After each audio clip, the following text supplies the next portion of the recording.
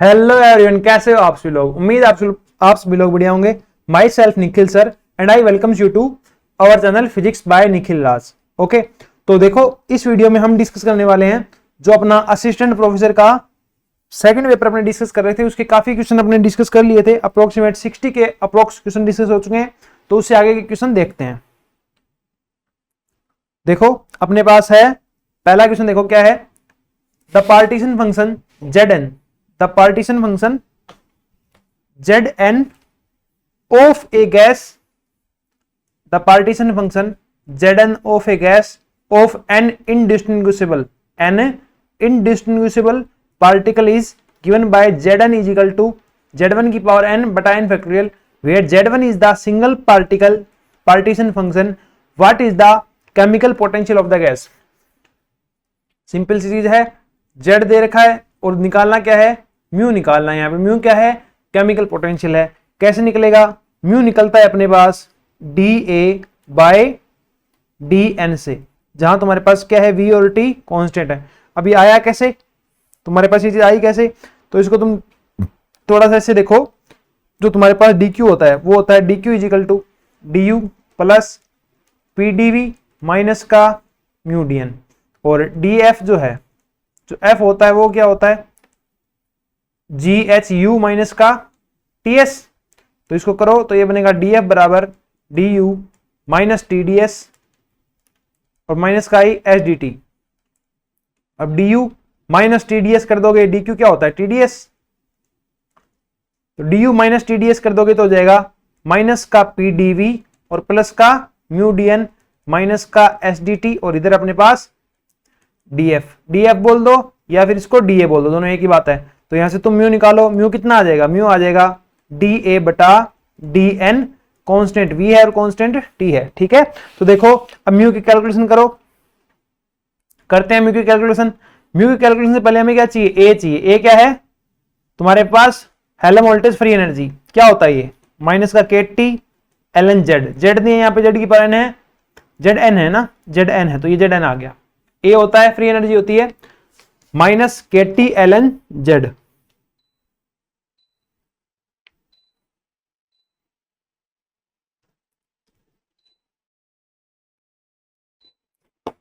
देखो माइनस का KT ln Z होता है। अब इससे DA बटा DN निकालना है। सबसे पहले इसको थोड़ा सा और सोल्व कर लो, A को थोड़ा सा और सोल्व करो। माइनस का KT ln Zn का मान Z1 की पावर n बटा n फैक्टोरियल। इसको सोल्व करोगे तो हो जाएगा माइनस का KT ln Z1 की power n minus ln n factorial. Okay, तो ये क्या लगा है, ln A by B is equal to ln A minus का ln B, वो फॉर्मूला लगा दिया तो ये आ जाएगा माइनस का KT। इसमें n क्या आ जाएगा आगे, ये Z1 ये n और ये आ जाएगा ln Z1, और इधर आ जाएगा माइनस। देखो ln n फैक्टोरियल है, n क्या है, बहुत बड़ी संख्या है, तो यहाँ पे लगेगा स्टर्लिंग अप्रोक्सीमेशन। क्या लग जाएगा यहाँ पे, स्टर्लिंग अप्रोक्सीमेशन। वो देखो क्या होता है, स्टर्लिंग अप्रोक्सीमेशन लगा दो।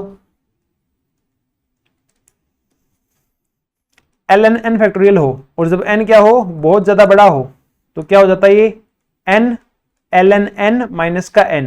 ठीक है, तो ऐसे लगाओ इसको, तो क्या बनेगा, माइनस का KT n ln Z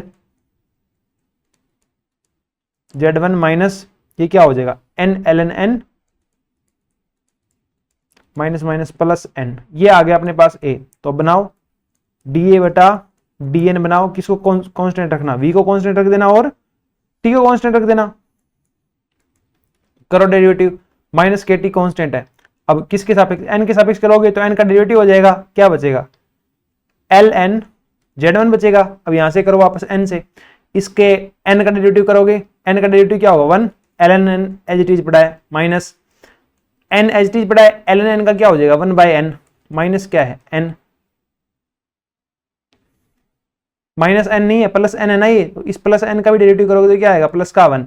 अब देखो ये क्या बन जाएगा, n से n गया तो माइनस का 1 बन गया, माइनस का 1 और प्लस का 1 कैंसिल हो गया, तो ये बच गया अपने पास ln Z1 minus ln n। ln A minus ln B क्या होता है, ln A by B minus का KT। ये आ गया अपने पास केमिकल पोटेंशियल म्यू। ये तुम देख सकते हो, ये आंसर तुम्हारे पास कहाँ है, माइनस के टी, ये रहा minus K T L N Z one बटा एन। तो ऑप्शन नंबर क्या आ जाएगा 2।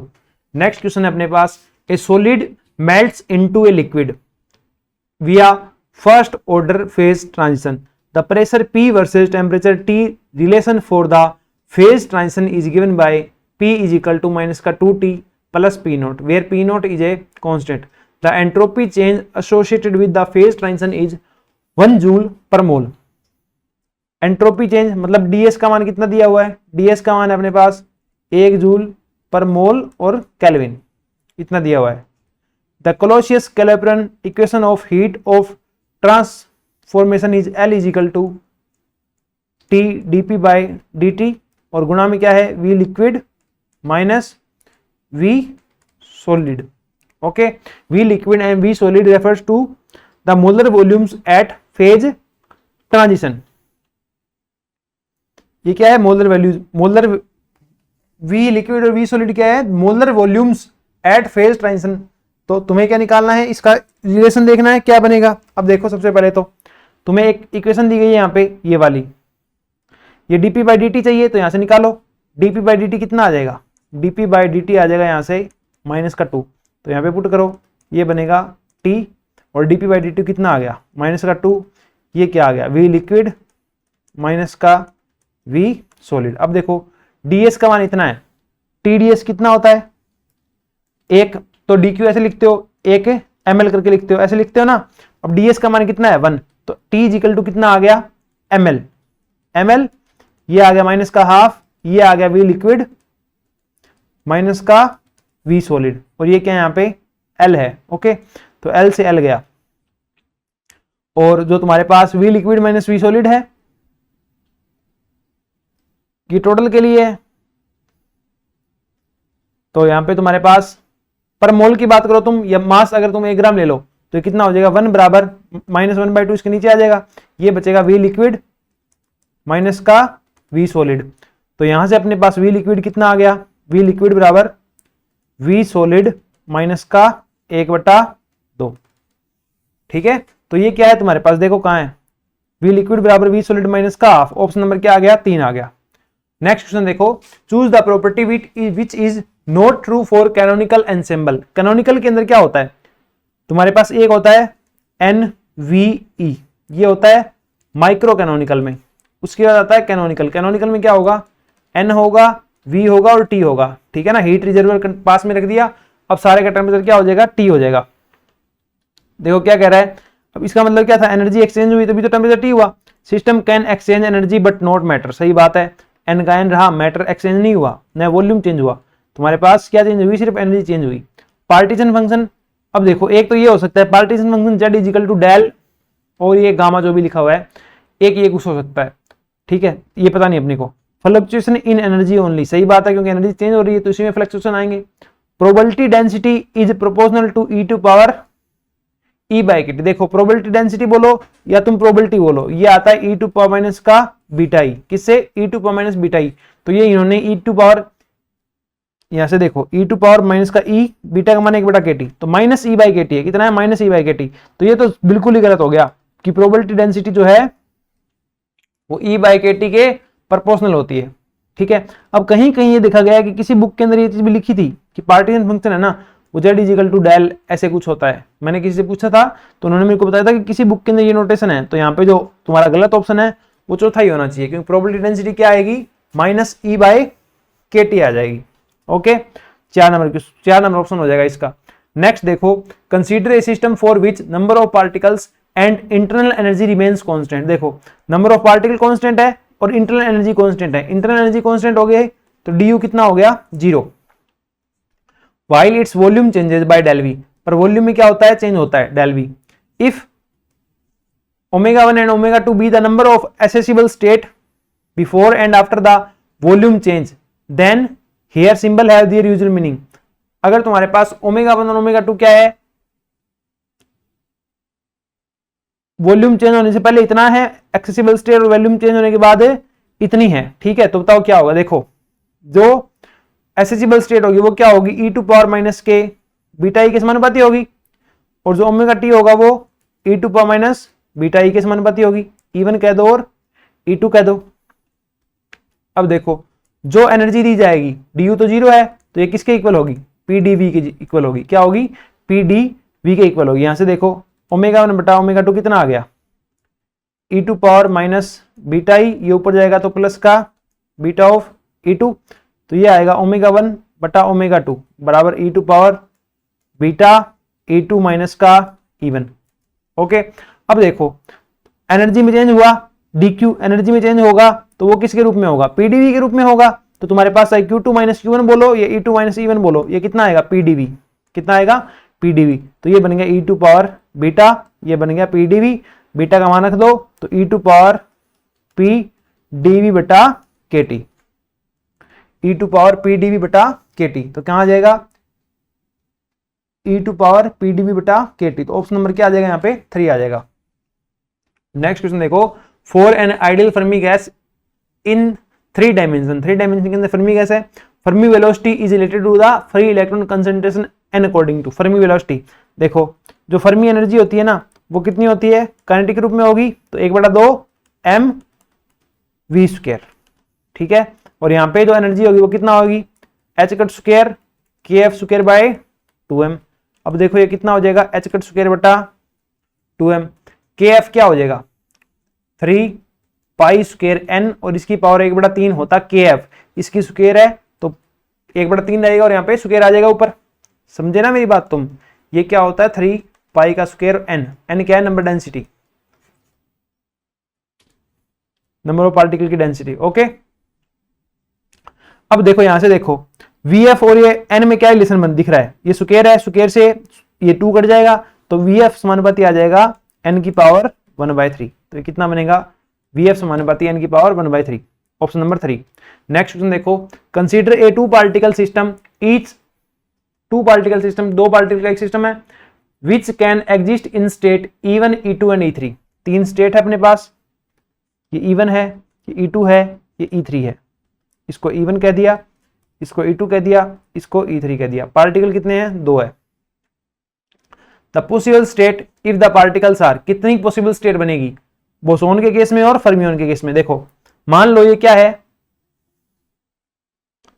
मान लो ये क्या है अपने पास, पहले बोसोन है, बोसोन है तो MbBeFd, बोसोन के लिए कौन सी लगेगी, MB स्टेटिक्स लगेगी। MB स्टेटिक्स के अंदर टोटल स्टेट कितनी बनती है, माइक्रोस्टेट कह दो जिसे तुम, Ni प्लस Gi माइनस 1 का फैक्टोरियल बटा Ni का फैक्टोरियल और Gi माइनस 1 का फैक्टोरियल।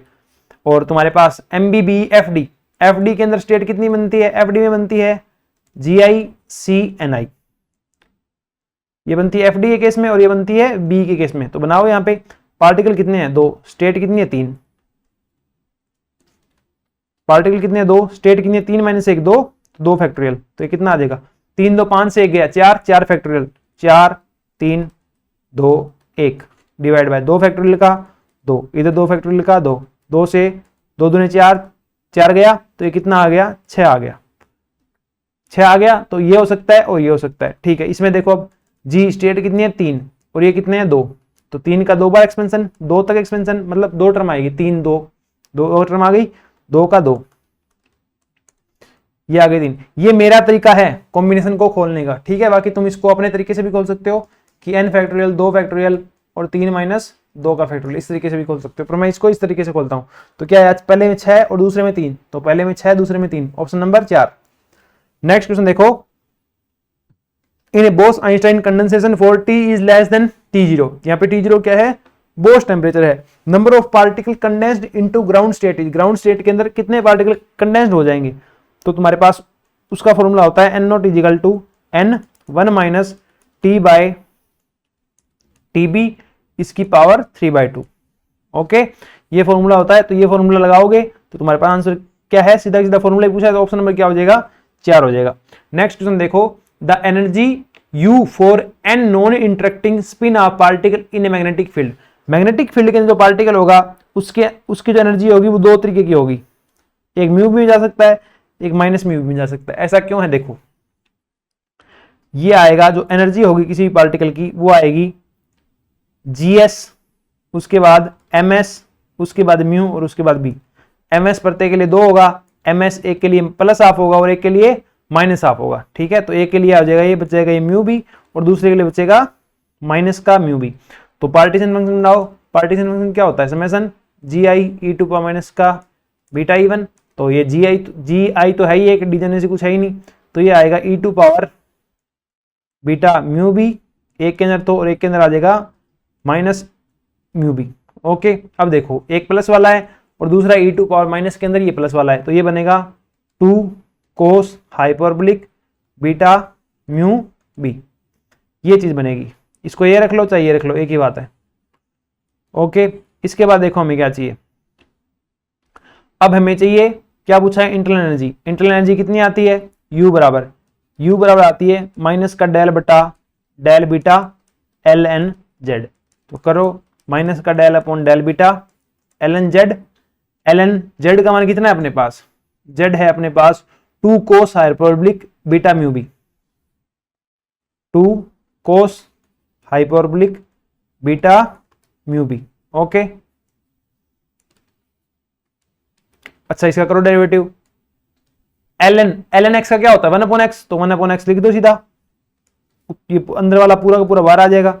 अब किसका करना है, कोस का, 2 का 2, कोस का क्या होता है डेरिवेटिव माइनस साइन, पर ये हाइपरबोलिक है तो प्लस साइन, ये आ गया। अब बीटा के सापेक्ष तो क्या बचेगा म्यू बी, ये आ जाएगा आगे म्यू बी। तो ये क्या बना, 2 से 2 गया, साइन बटा कोस 10, तो ये आ गया mu B 10 hyperbolic beta mu B. ये है अपने पास u। ऐसा कहीं है क्या, है जी, पर ये कितने के लिए था, n नॉन इंटरेक्टिंग पार्टिकल के लिए था। ओके, तो इसकी पावर क्या आएगी, n आएगी, इसकी पावर क्या आएगी, n आएगी, n आएगी। तो ये करोगे तो यहाँ पे n क्या आ जाएगा, हमेशा आगे आ जाएगा, तो इनके आगे क्या रहेगा, n रहेगा। तो ये आ गया माइनस का n mu B 10 hyperbolic mu B by K T या mu B into beta. Okay, minus वाला है एक ही टर्म है, तो ऑप्शन नंबर आ जाएगा इसके अंदर 1।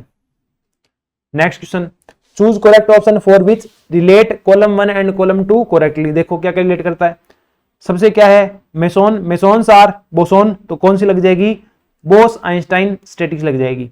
तीसरे में कौन सा आ गया, बी आ गया, बी आ गया, तो इन दोनों में से एक होगा।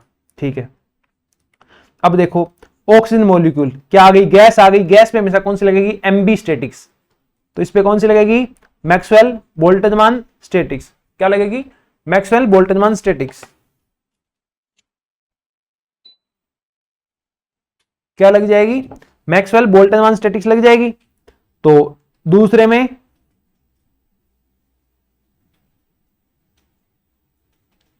देखो अपने पास सी है क्या, दूसरे में सी किस में है, इसमें एक में ही है, तो अपना ऑप्शन कौन सा करेक्ट हो गया, सी हो गया। बाकी और भी देख लो, He4 क्या है, गैस नहीं है, फर्मियोन नहीं है, तो मैक्सवेल बोल्ट्जमान नहीं लगेगी, फर्मी डिराक नहीं लगेगी। ये क्या बना फिर, बोसोन बना, तो कौन सी लगेगी, बोस आइंस्टाइन स्टैटिक्स लग जाएगी। तो पहले में भी क्या आएगा, बी आएगा, तो ऑप्शन नंबर 3। नेक्स्ट क्वेश्चन देखो, consider A system having 3 energy level with energy, 3 energy level है, बना लो 0 2e 3e with respective degeneracy of 2 2 3 2 2 3 4 bosons of spin 0, 4 bosons of spin 0 have to be accommodate in these levels। bosons particle है और कितने हैं, 4 है।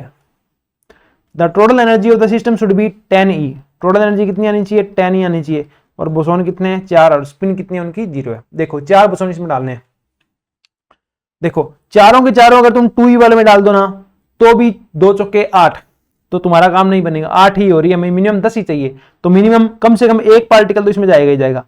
अगर एक particle state में चला भी गया, मान लो चला भी गया, तो 3 इसमें आ गए, 7 बच गए, 3 ही तो यहां से हो जाएगा, 7 ही कहां से लाओगे, ये तो सम संख्या है, ये भी सम है, तो 7 इनसे नहीं बनेगा, मतलब इसमें हमेशा कितने पार्टिकल रहेंगे, 2 पार्टिकल रहेंगे, 2 रहेंगे, तो यहां से एनर्जी कितनी आ गई, 3 दूने 6, अब 4 बचेगी, 4 किससे लाओगे, 4 के लिए दोनों के दोनों पार्टिकल किसमें रखने पड़ेंगे, इसमें रखने पड़ेंगे। क्या बात समझे कि 10e एनर्जी टोटल होने के लिए 2 पार्टिकल इसमें रहेंगे और 2 पार्टिकल कहां रहेंगे, इसमें रहेंगे। अब ये चीज कैसे सोल्व करें, देखो 3 स्टेट है, कितने बोसोन डालने हैं, 2, अब 2 स्टेट है स्टेट कितनी है 2 और बोसोन कितने डालने हैं 2, तो टोटल माइक्रो स्टेट कितनी आ जाएगी omega 1 into omega 2।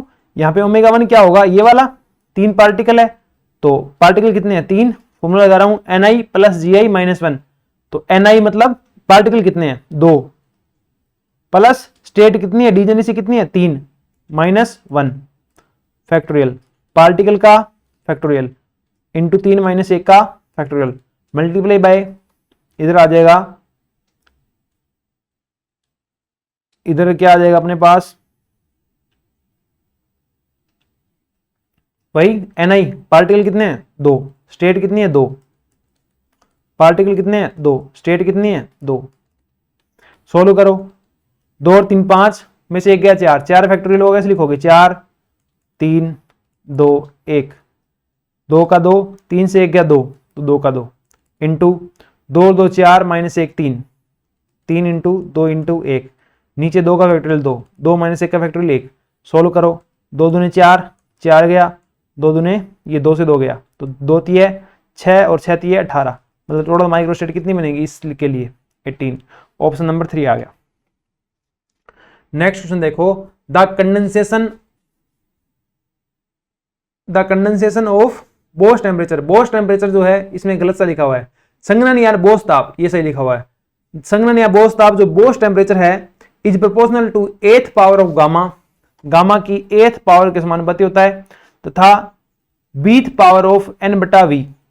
Hair the value of a और बी आर रिस्पेक्टिवली। देखो जो तुम्हारे पास बोस टेम्परेचर होता है ना वो क्या होता है, तुम्हारे पास जो जीएस होता है स्पिन की जो डीजेनेसी होती है उसकी 2/3 पावर के समानुपाती होता है। कितनी पावर के समानुपाती होता है 2/3 की पावर, 2/3 पावर के समानुपाती होता है। और जो तुम्हारे पास ये जो नंबर डेंसिटी होती है, नंबर डेंसिटी होती है इसकी भी 2/3 पावर के समानुपाती होता है। मैं देख लेता हूं 1 मिनट, फॉर्मूला टीबी का फॉर्मूला है वो डायरेक्ट तुम्हें याद होना चाहिए।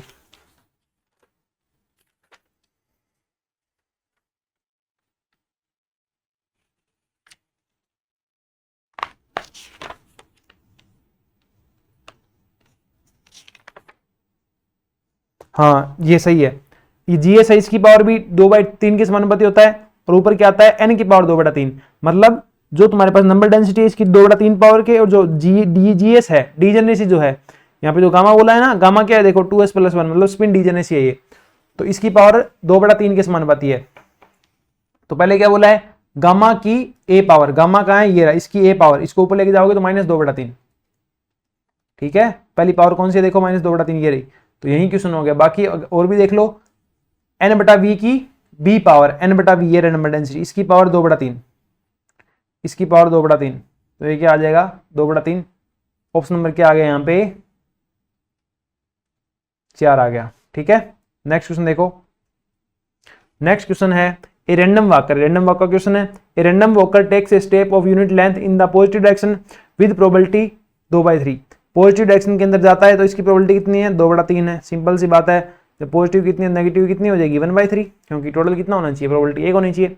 ए step of unit length, step कितना है लेंथ कितनी है स्टेप की, एक है तुम्हारे पास यूनिट है, ठीक है। In the negative direction with probability 1/3 दे दिया ना इसने कि नेगेटिव की प्रोबेबिलिटी इतनी है। The mean displacement of the walker after n step, देखो मीन डिस्टेंस होती है ना n स्टेप लेने के बाद, तो वो कितनी होती है, वो होती है n स्टेप स्मॉल में लिखा तो स्मॉल में लिख दो n स्टेप और p माइनस का q, तो ये आएगा n का n, p कितना है 2/3, ये 1/3, तो ये आएगा अपने पास 1/3 l। अब देखो ये तो लेंथ चाहिए ना, तो ये आएगा अपने पास n p minus q into L, ये आती, ये तो आ गए स्टेप्स, एवरेज स्टेप्स आ गए, ये आ गई एवरेज लेंथ, तो एल क्या है एक ही तो है, तो ये अपना आंसर आ जाएगा n/3l, n/3l, l का मान 1 है तो n/3l, n/3 आ जाएगा। Option number 1।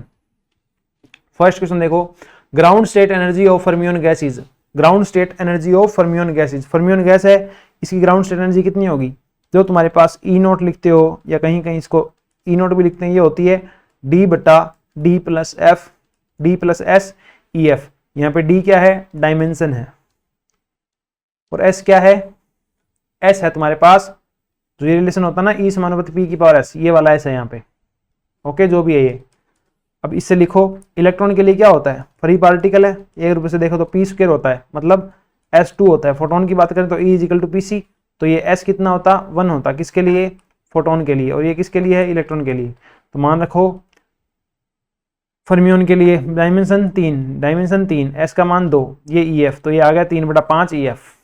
कहाँ है 3/5 NEF, N मतलब टोटल पार्टिकल N हो तो कोई दिक्कत नहीं है, एवरेज एनर्जी इतनी आ जाएगी। ओके, 3/5 आंसर आ गया ऑप्शन नंबर 3। नेक्स्ट क्वेश्चन देखो, consider following two statement regarding a non-equilibrium state of a gas and choose correct option. If the different parts of the gas have different velocities, it gives rise to the phenomena of viscosity. If the different parts of the gas have different velocity, it gives rise to the phenomena of viscosity. Second है, if the different part of the gas have different temperature, it gives rise to the phenomena of conduction. देखो 11th class के अंदर एक concept आता है, वहां पे तुम्हारी बहुत सारी चीजें आती है, डिफ्यूजन आता है, ठीक है ना, तुम्हारे पास कंडक्शन आता है, इसी तरीके से के भी विस्कोसिटी आती है, बहुत सारी चीजें आती है। वहां पे देखो क्या होता है, विस्कोसिटी कैसे आती है, लेयर से लेयर फिसल निकालना, और ये लेयर फिसल क्यों रही है, क्योंकि इनका वेलोसिटी के अंदर क्या हो रहा है, ऊपर की तरफ चेंज हो रहा है। तो वेलोसिटी जब चेंज होती है तो तुम्हारे पास क्या आती है, विस्कोसिटी आती है, ये बात बिल्कुल सही है।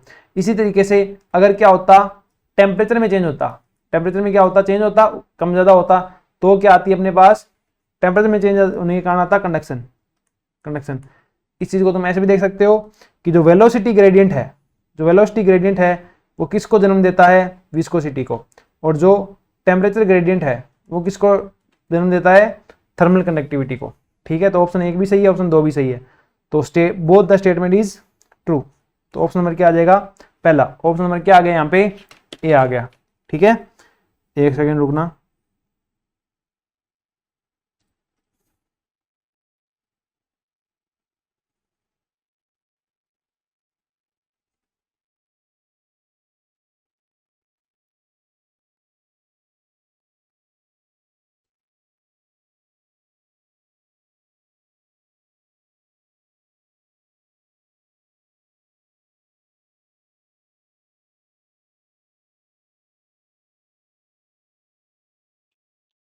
ठीक है, अब देखो नेक्स्ट क्वेश्चन क्या है अपने पास, coefficient of self diffusion of a gas is proportional to.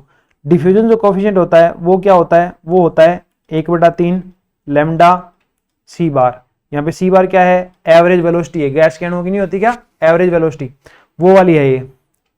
तो 1/3 और लैम्डा यहाँ पे तुम्हारे पास माध्य मुक्त पथ, माध्य मुक्त पथ कितना होता है, √2 पाई n d स्क्वायर, डी क्या है अणु का व्यास, और सी बार है वो कितना होता है KT/m।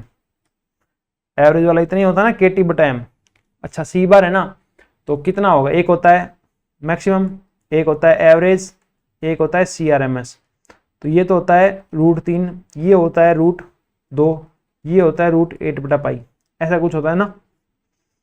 3 का भाग दोगे 3 से तो कम ही आएगा। ठीक है, तो √8/पाई हो रहा है यहाँ पे, ये एवरेज वेलोसिटी है। अब देखो किसके प्रोपोर्शनल है ये, यहाँ पे देखो अपने को चाहिए n चाहिए, d स्क्वायर रख लो, k भी कांस्टेंट है, t रख लो, m रख लो, तो ये आ जाएगा अपने पास प्रोपोर्शनलिटी के अंदर 1/n क्या है नंबर डेंसिटी, तो नंबर बटा वॉल्यूम, d क्या है मास डायमीटर, इधर t और इधर m मास। ओके, अब देखो p और t में पूछा है, तो v एरा t एरा, तो v को चेंज कर दो, करने के v को चेंज आ जाओ कर दो, pv इक्वल टू कितना था nRT था, तो यहां से v कितना आ जाएगा nRT/p, लिखो तो समानुपाती के अंदर n कांस्टेंट r कांस्टेंट, तो ये बच गया t, इधर आ गया p, और इधर पहले से क्या है एक t है, इधर मास m पड़ा है, d स्क्वायर कोई दिक्कत नहीं है, तो सारी चीज कांस्टेंट आई। तो t की पावर कितनी बन गई यहाँ से, t की पावर 3/2, और p कहाँ है नीचे है। तो डिफ्यूजन कोफिशिएंट की बात करें तो तुम्हारे पास जो d है वो प्रोपोर्शनल किसकी आ गया, p की पावर -1 और t की पावर 3/2, तो p की पावर -1 और t की पावर 3/2। ओके, ऑप्शन नंबर 2 आ गया। नेक्स्ट क्वेश्चन देखो, consider 2 mirror nuclei of atomic number z and z-1 each having radius r. If del is EC is the difference in their Coulomb energy, then the r can be calculated using। देखो इसकी कुलाम energy निकालो, इसकी कुलाम energy निकालो, दोनों के difference को जो del EC है इसके बराबर रखो, तो क्या हो गया डेल ईसी बराबर, देखो कुलाम एनर्जी कितनी होती है सॉलिड स्फीयर के हिसाब से भी याद करते हैं 3/5 के क्यू स्क्वायर बटा आर, इतनी होती है ना, के क्यू स्क्वायर बटा आर ही होगा, आर स्क्वायर तो नहीं होगा, के क्यू ठीक आर होगा। और इसकी एक किसके वाला है, ये जेड वाला है, ये जेड वाले की बात हो रही है, तो यहाँ पे जेड क्यू होगा, है ना आवेश, तो ये होगा जेड स्क्वायर क्यू स्क्वायर। इसी तरीके से ये जेड वाला आ गया, अब जेड -1 का लिखो 3/5 के क्यू स्क्वायर जेड -1 का स्क्वायर, यहाँ पे आ जाएगा आर, जो रेडियस है दोनों की लगभग बराबर होगी, लगभग बराबर नहीं पूरी बराबर होगी, क्यों, क्योंकि जो आर होता है वो क्या होगा R naught a⁻⁴, R naught constant है, ये मिरर न्यूक्लियर के लिए ए क्या होता है सेम होता है, तो आर भी क्या होगी सेम होगी, तो डेल ईसी कितना आ गया कॉमन लो 3/5 के क्यू स्क्वायर बटा आर, इधर आ गया जेड स्क्वायर माइनस जेड -1 का स्क्वायर करो, ए की स्क्वायर बी की स्क्वायर प्लस 2ab तो 2z, तो ये बन गया, इससे ये कट गया, ये आ गया 2z -1 इंटू 3/5 के क्यू स्क्वायर बटा आर, आर को इधर ले जाओ तो ये आ जाएगा आर 3/5 के क्यू स्क्वायर 2z -1 बटा डेल ईसी, तो यहाँ पे आर आ गया अपने पास ये वाला, ये कहाँ है यहाँ भी है और यहाँ भी है, 3/5 यहाँ पे है, तो ये क्या आ जाएगा ऑप्शन नंबर 2, के का मान रख दो 1/4πε0, क्यू का मान रख दो, क्यू का मान जेड ही होता है, ठीक है, मैंने यहाँ पे क्यू इलेक्ट्रॉन का आवेश ले लिया, तो ये स्क्वायर हो जाएगा, ये की बात ऑप्शन नंबर 2। नेक्स्ट क्वेश्चन देखो, magnetic moment of nuclear element is given by this, the value of mu N is, देखो तुम्हारे पास सिंपल सा देखो मैग्नेटिक मोमेंट ऑफ न्यूक्लियर पूछा है, ठीक है ना, मैग्नेटिक मोमेंट ऑफ न्यूट्रॉन कह दो प्रोटॉन कह दो पूछा है, एक होता है बोर मैग्नेट्रॉन, ये न्यूक्लियर, इन्होंने न्यूक्लियन मैग्नेट्रॉन या न्यूक्लियस मैग्नेट्रॉन या न्यूक्लियन मैग्नेट्रॉन पूछा है, ठीक है। देखो जो म्यू ई था ना, जो अपने सिंपली बात करते हैं बोर मैग्नेट्रॉन की, वो कितना था, वो होता है ई एच कट बाय 2m, ऐसा कुछ होता है मुझे जितना याद है, ई एच कट बाय 2m होता है। मास कितना है, उस मास कितना है यहाँ पे, किसका है, यहाँ पे इलेक्ट्रॉन का है, ये इलेक्ट्रॉन वाला बोर मैग्नेट्रॉन है, यहाँ पे न्यूक्लियर वाला जब बोर मैग्नेट्रॉन चाहिएगा, ये कितना आएगा ई एच कट बटा 2 इंटू एम पी, चाहे तो ऐसे कैलकुलेट कर लो, या फिर ऐसे देखो कि जो इसका इलेक्ट्रॉन वाला बोर मैग्नेट्रॉन होता है ना, वो आता है अपने पास 9.27 गुणा 10 की घात -24 जूल पर टेस्ला, ठीक है। अब देखो E H cut 2 into M P, proton का जो मास है वो इलेक्ट्रॉन के मास का 1836 गुणा होता है, तो यहाँ पे आ जाएगा इलेक्ट्रॉन, तो ये आ गया 1/1836 गुणा ई एच कट बटा 2me, ये कौन सा है इलेक्ट्रॉन मैग्नेट्रॉन या बोर मैग्नेट्रॉन जिसे सिंपली कहते हैं, इसका मान ये रख दो कितना होगा 9.27 गुणा 10 की घात -24 बटा 1836, भाग दो आंसर देखो, भाग दो आंसर देखो, चलो इसका आंसर सीधा कर दें, सीधा कर देते हैं इसको लिख देते हैं 18.36 गुणा 10 की घात 2, तो ये 9 दूने कितना आ गया 18, एक में 2 का भाग दोगे कितना आएगा 0.5 गुणा 10 की घात -24 और 2 10 की घात -26, एक और ले लो 10 का गुणा 10 का भाग 10 की घात -27, 5 गुणा क्या आ गया 10 की घात -27, तो ऑप्शन नंबर क्या आ गया यहाँ पे 4 आ गया, ऑप्शन क्या आ गया यहाँ पे 4 नंबर ऑप्शन आ जाएगा। नेक्स्ट क्वेश्चन देखो, the radius of A nucleus, the radius of A nucleus with mass number 16 is r, the radius of a nucleus with mass number 16 is r, okay, the radius of the other nucleus with mass number 128 will be, देखो r बराबर क्या होता है r note a⁻⁴, यहाँ पे r क्या होगी उस न्यूक्लियस की रेडियस, ये क्या हो गया तुम्हारे पास r नोट कांस्टेंट है एक, और जो a⁻⁴ इसका जो मास नंबर है उसकी पावर कितनी हो गई 1/3 होगी, तो करो क्या बोल रखा है रेडियस r है, कब जब मास नंबर कितना है 16, 16 की पावर 1/3।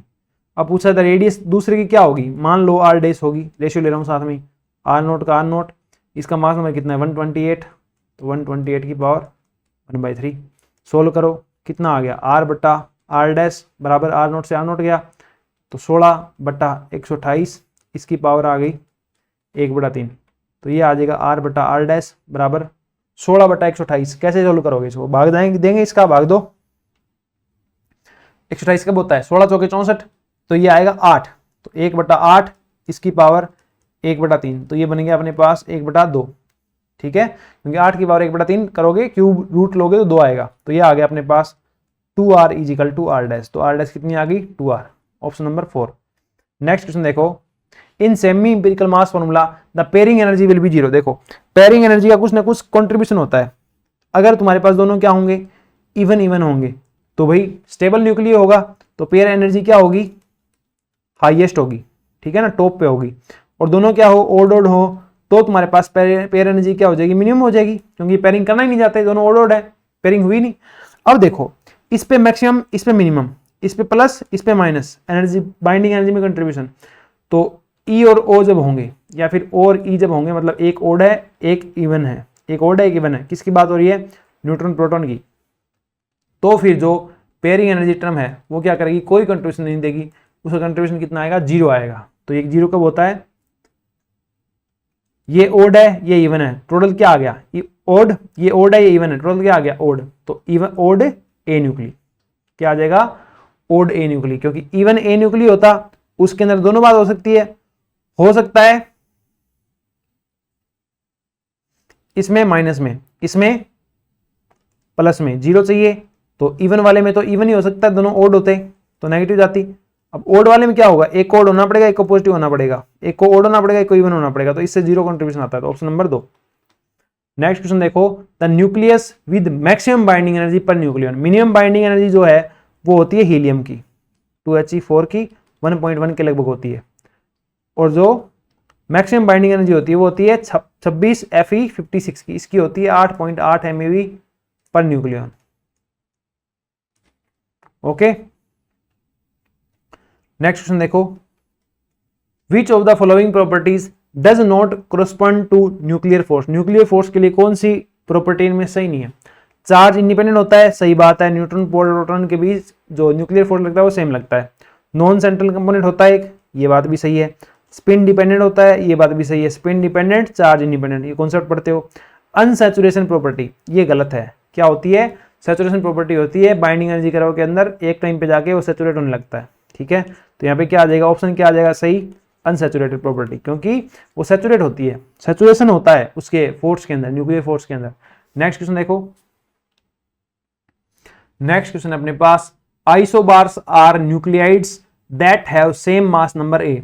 आइसोबार कौन से होते हैं, आइसोबार आइसोभार जिनके अंदर मास नंबर क्या होता है, सेम होता है। The atomic number of the most stable isobar is given A, the क्या बोला है, द एटॉमिक नंबर, जेड का मान most stable isobar of a given A दे रखा है, तो जेड का मान क्या आएगा मोस्ट स्टेबल आइसोबार के लिए, here A3 and A4 are the coefficient of Coulomb energy and asymmetric energy in semi empirical mass formula. देखो क्या करना है, सेमी इंपिरिकल मास फॉर्मूला निकालना, बाइंडिंग एनर्जी आ गई, उसका जेड के साथ डेरिवेटिव क्या कर दो, 0 कर दो।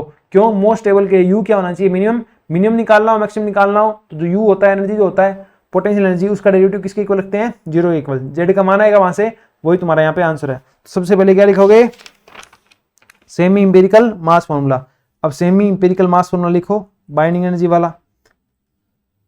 पहली टर्म क्या आती है, सरफेस एरिया, तो एरिया ए की power 2/3, volume A V A की पावर 3/3 मतलब 1। उसके बाद आता है तुम्हारे पास कूलम्ब वाला, तो कूलम्ब वाला क्या होगा, घटाएगा A3 दे रखा है इन्होंने, देखो कूलम्ब वाला क्या है, कूलम्ब एनर्जी वाला A3 जेड, पहला प्रोटॉन बाकी के सारे प्रोटॉन के साथ कूलम्ब रिपल्सन दे रहा है, नीचे R आएगा, R क्या करेगा 1/3 दे के जाएगा, है ना, 1/3 क्यों देके जाएगा, क्योंकि R क्या होता है, R0 A टू पावर 1/3, तो वो A की पावर 1/3 आ गया, बाकी के जो मान था वो A3 के अंदर चला गया। उसके बाद क्या है, एसिमेट्री टर्म, एसिमेट्री टर्म क्या होती है, A4, एसिमेट्री होती है न्यूट्रॉन माइनस जेड इसका स्क्वायर, और नीचे आता है A, नीचे आता है A। एक आती है पेयरिंग टर्म वाली, एक आता है पेयरिंग वाला, ठीक है, उसका कोई भी कंट्रीब्यूशन हो सकता है। अब देखो जब तुम इसका डेरिवेटिव करोगे जेड के सापेक्ष, उसको 0 के इक्वल रखोगे, इसमें जेड नहीं है, इसमें जेड नहीं है और इसमें जेड नहीं है, तो इन दो का कंट्रीब्यूशन होगा, इसीलिए इन दो के बारे में ही बात की है A3 A4 देके। तो तुम्हारे पास जो DE/DZ करो और उसको 0 के इक्वल रखो, करो जेड के, तो ये कितना बचेगा, ये 0, ये 0, ये माइनस का A3 नीचे a की पावर 1/3 और ये आ गया Z square minus Z, Z square minus Z, Z square का डेरिवेटिव कितना होता है 2z, माइनस का जेड कितना होता है 1, माइनस का जेड, जेड का डेरिवेटिव करोगे तो 1 आ गया। ओके, आगे क्या है माइनस a4 का a4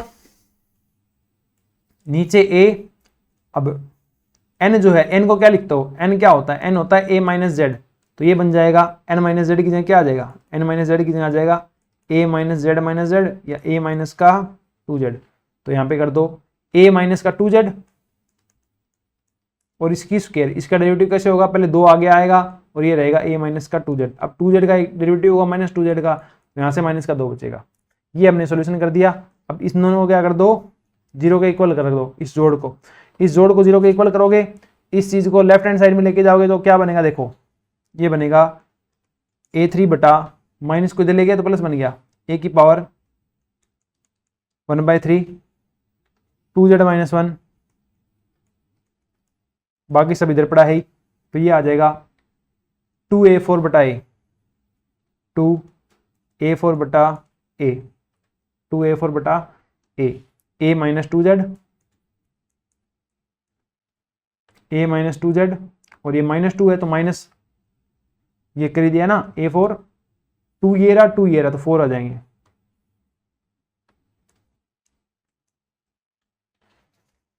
ठीक है, अब देखो, अब z निकालो, इससे z कैसे निकलेगा,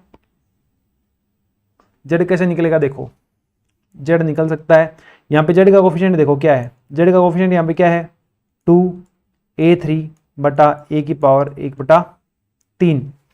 ओके, यहाँ पे z का कोफिशिएंट क्या है वो उसको इधर ले आओ, ये माइनस का होगा इधर आगे तो प्लस का हो जाएगा, प्लस का 4 दूने 8 a4 बटा a, ये क्या है z का कोफिशिएंट है।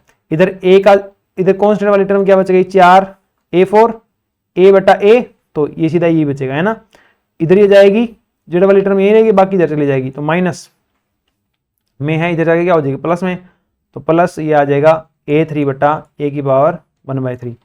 अब इसको सोल्व कर लो तो z बराबर क्या आ गया 4 गुणा a4 प्लस a3 बटा a की पावर 1/3 बटा 2a³ प्लस 8a4 बटा a। सॉल्यूशन कर दो इसका, इसकी पावर 1/3 का इधर गुणा हो जाएगा, तो ये आ जाएगा 4a4 a की पावर 1/3 प्लस a3, नीचे आ जाएगा a की पावर 1/3, अब a का इधर गुणा हो जाएगा तो ये हो जाएगा 2a3 प्लस 8a4, नीचे क्या है a है, इधर a की पावर 1/3 है, तो नीचे बच जाएगा a की पावर 2/3। अब a की पावर 2/3 है तो इसको ऊपर ले जाकर गुणा कर दो, तो ये बनेगा 4 a की पावर 4, a की पावर 2/3 का गुणा होगा तो a बन जाएगा, और इधर a3 a की पावर 2/3 और इधर आ जाएगा 2a3 plus 8 of a4।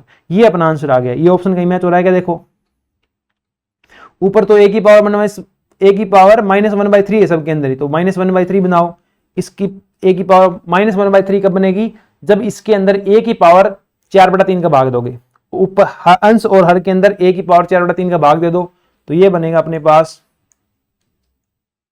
4a4 a बटा a की पावर 4/3 का भाग दो प्लस a3 a की पावर 4/3 का भाग दोगे तो -2/3 बन जाएगा, a की पावर का भाग दोगे a की पावर 4/3 का, तो ये a3 a की पावर -1/3 आ जाएगा, और इधर देखोगे तो 8a4 a की पावर माइनस का 4/3, इसका करोगे तो ये बन जाएगा माइनस का 1/3। अब देखो सही है क्या, 4a4 क्या कर दिया, अरे a3 के साथ थी ये चीज, a3 के साथ ये चीज थी, a4 के साथ नहीं थी, तो इसको छोड़ो, ऐसे नहीं होगा, a3 के साथ -1/3 बनाना है, तो a का भाग दो, सब में a का भाग दो, इसके अंदर क्या बनेगा 4a4 और प्लस a3 a की पावर 1/2, क्योंकि a का भाग दिया है, a का भाग देना है, 2a3 प्लस 8a4 a की पावर -1, बस अब ये हो गया मेरे हिसाब से 4a4 प्लस कुछ, देखो चारों में प्लस है तो इसमें माइनस है, इसमें माइनस है, ऊपर नीचे दोनों ये बच गए। अब देखो 8a4 के साथ क्या है, 8a4 के साथ है माइनस मतलब ए इनवर्स है, तो ए इनवर्स है तो ये वाला, तो ऑप्शन नंबर क्या हो जाएगा, 2 हो जाएगा। नेक्स्ट क्वेश्चन देखो, which one property of the nucleus is not explain by shell model. Shell model में से कौन सी प्रॉपर्टी एक्सप्लेन नहीं कर पाया। The stability of nuclei that having magic number, magic number को डिफाइन है कर दिया था उसने थोड़ा थोड़ा, एलएस कपलिंग आ जाएगी बाद में तो ये डिफाइन हो जाएगा, ठीक है। मतलब सेल मॉडल के साथ एलएस कपलिंग लगा दो, तुम्हारा सेल मॉडल डिफाइन हो रहा था। न्यूक्लियर स्पिन बता पाता है, ठीक है ना, सेल मॉडल से स्पिन बताई जाती है, पैरिटी बताई जाती है, एक क्वेश्चन आया हुआ इसमें, वहां से निकल जाएगा। पैरिटी भी बता सकते हैं, स्पिन भी बता सकते हैं। क्वाड्रपल मूवमेंट, भाई साहब क्वाड्रपल मूवमेंट नहीं बता सकते सेल मॉडल से, ठीक है। क्वाड्रपल मूवमेंट के बारे में थोड़ा हिंट किसने दिया था, कोलेक्टिव मॉडल ने दिया था, बाकी कोई भी मॉडल हिंट नहीं दे पाया था। तो ऑप्शन नंबर कौन हो जाएगा, क्वाड्रपल मूवमेंट वाला ऑप्शन हो जाएगा कि ये नहीं बता पाया था, नोट के पूछा है ना, तो ऑप्शन नंबर 4। नेक्स्ट क्वेश्चन देखो अपने पास क्या है, ये आ गया तुम्हारे पास अभी स्पिन पैरिटी निकालने वाला।